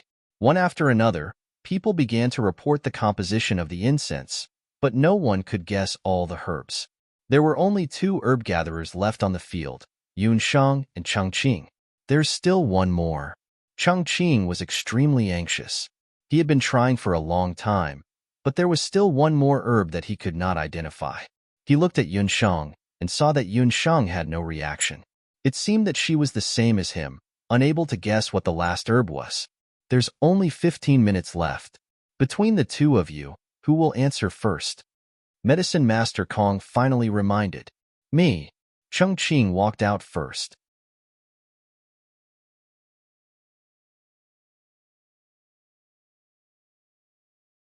Chapter 77. Chengqing was also cautious. He was afraid that Yunsheng would eavesdrop on him, so he wrote down his answer and passed it to Apothecary Kong. The latter took the paper and glanced at it. Then, he shook his head regretfully. "You guessed 11 herbs correctly, but you're still missing one. So, you're still not qualified for the herbalist assessment this time." "Not qualified? Kong Fong, are you purposely looking for trouble? When has the examination ever tested the composition of incense? In the Medicine Emperor Pavilion, there are more than 3,000 different incense formulas.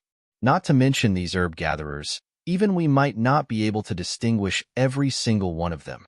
Who would be able to pass such an examination?" Cheng Sihai, who was watching from the side, shouted in dissatisfaction when he saw that his nephew was not qualified.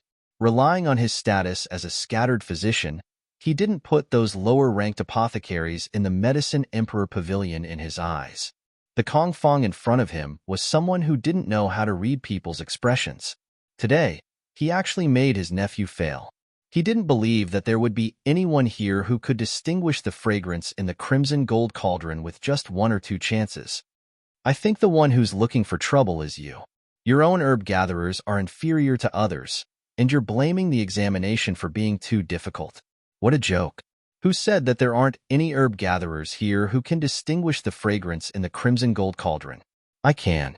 A pleasant child's voice sounded in the ears of everyone present. Yun Shang, who had been immersed in her thoughts, walked out. She quickly wrote down the names of a few herbs. Cheng Sihai looked at it and couldn't help but sneer. "I thought that you were incredible, but you only wrote down 11 herbs. Compared to Chengqing, how can you be better? You're still a failure." "I didn't say that this was my final answer." Yun Shang walked to the crimson gold cauldron under everyone's watchful eyes. She pushed on the crimson gold cauldron with her small white hand, opening a corner of the cauldron. He then rubbed a handful of the medicine inside the cauldron and tasted it in his mouth. Rolling his eyes, he leisurely said, "The taste is sweet. The color is golden red, and it's powdery. If I'm not mistaken, the last ingredient is poisonous dragon bile powder. Alchemist Kong, please judge." Wow. After seeing Yun Shang's actions, the herb-gathering boys who were judged to be unqualified all boiled up and began to mock Yun Shang. Among them, Chung Qing was the most aggressive. After tasting it, we can guess what it is. What's so strange about it? We all know that it's poisonous dragon bile powder. It's just that it's mixed in the incense, so we can't tell it apart. Apothecary Kong only told us to identify the medicinal ingredients in the incense, but he didn't say how we should do it. To distinguish herbs, we have to start from many aspects such as color, fragrance, and taste. If we can't see it with the naked eye and smell it with the nose, then we have to taste it. As a doctor, if we can't use our body ingeniously to distinguish the properties of herbs, then what kind of doctor are we? Yun Shang had just finished speaking when she heard a round of applause. As it turned out, Yao Rong had been standing at the side since long ago. She had also heard Yun Shang's words. "Well said. You don't need to question the topic of this test. I came up with the idea of using a few herbs in the incense as the last test. Although this young lady isn't a member of our Medicine Emperor Pavilion, what she said is the mission of our Medicine Emperor Pavilion. The first Medicine Emperor of our Medicine Emperor Pavilion, who is also the founder of our Medicine Emperor Pavilion, also relied on tasting the medicinal properties and toxicity of various herbs to identify the types of medicinal ingredients." Yao Rong couldn't help but feel envious of Fanji. He had accepted an outstanding herb-gathering boy. No, she should be a herb man now. After passing the third test, it meant that Yun Shang had already become a qualified herb man. At the same time, she also became the only one who passed the test of the Medicine Emperor Pavilion today. Congratulations, you are called Yun Shang, right? This is the Herb Man medical tablet issued by the Medicine Emperor Pavilion. Yao Rong bestowed a delicately carved medical tablet to Yun Shang. When Yun Shang received the medical tablet, Fanji couldn't help but nod his head in praise. "Yun Shang, are you willing to join the Medicine Emperor Pavilion? As a potential doctor, you will be able to receive the most comprehensive medical training in the Medicine Emperor Pavilion. I am willing to accept you as my medicine man and personally guide you in your studies of ancient medicine." Yao Rong's words at the same time as he bestowed the medical token to Yun Shang had caused everyone to be shocked. Yao Rong's words meant that she wanted to accept Yun Shang as her disciple. To be accepted as a disciple by an imperial physician, this was truly a heavenly fortune. Everyone was filled with envy. Only Fanji's expression changed slightly as he looked at Yun Shang with a complicated expression. Yun Shang was also somewhat astonished. She didn't expect that Yao Rong would directly propose to accept her as a disciple.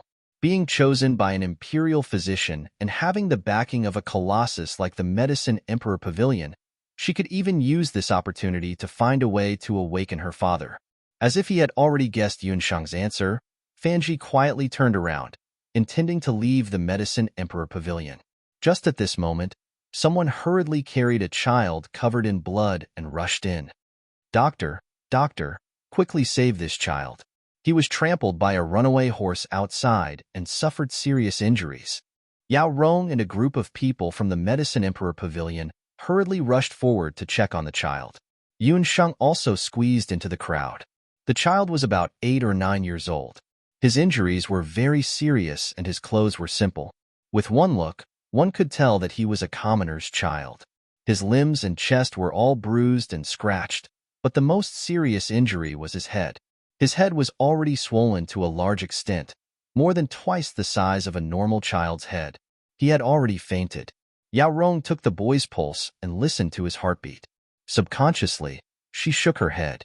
Even she didn't have the confidence to save this child. This child's injuries are very serious. Unless we send him to the imperial physician and use the wandering dragon needle technique to treat him, he won't be able to survive. It won't work. The imperial physician went out to visit a friend a few days ago and is not in the Jade capital. Qi Fangfei became anxious when she heard this. Yao Rong hesitated. If it was any other part of the body, she would have some confidence. However, the injury was on the head. If the acupuncture was not done properly, the consequences would be unimaginable. However, if this dragged on, the child's situation would be even worse. Let me do it. A low voice broke the silence in the room. The one who spoke was Fanji, who was about to leave. He anxiously looked at the unconscious boy, wanting to go forward and carry him away. This is a patient of the Medicine Emperor Pavilion. Even Imperial Physician Rong can't do anything. Don't tell me that a mere Imperial Physician like you can do something. Cheng Sihai led a group of physicians from the Medicine Emperor Pavilion to surround Dr. Fan. Fanji, put him down. This is the Medicine Emperor Pavilion. You can't touch the patients here. Yao Rong's face was also somewhat embarrassed. Can't touch him. Don't tell me you have a way to save him? Have you forgotten how our daughter died? Fanji's originally gentle face suddenly changed like a violent storm. His face was filled with hatred. You're tuning in to the Romance Rendezvous YouTube channel. We're so grateful for your support, and don't forget to subscribe to join us on this incredible journey through captivating stories. Your generosity through donations truly makes a world of difference, as it's the primary source of revenue that allows me to expand and enhance this channel for you. Thank you from the bottom of my heart for being a part of this adventure.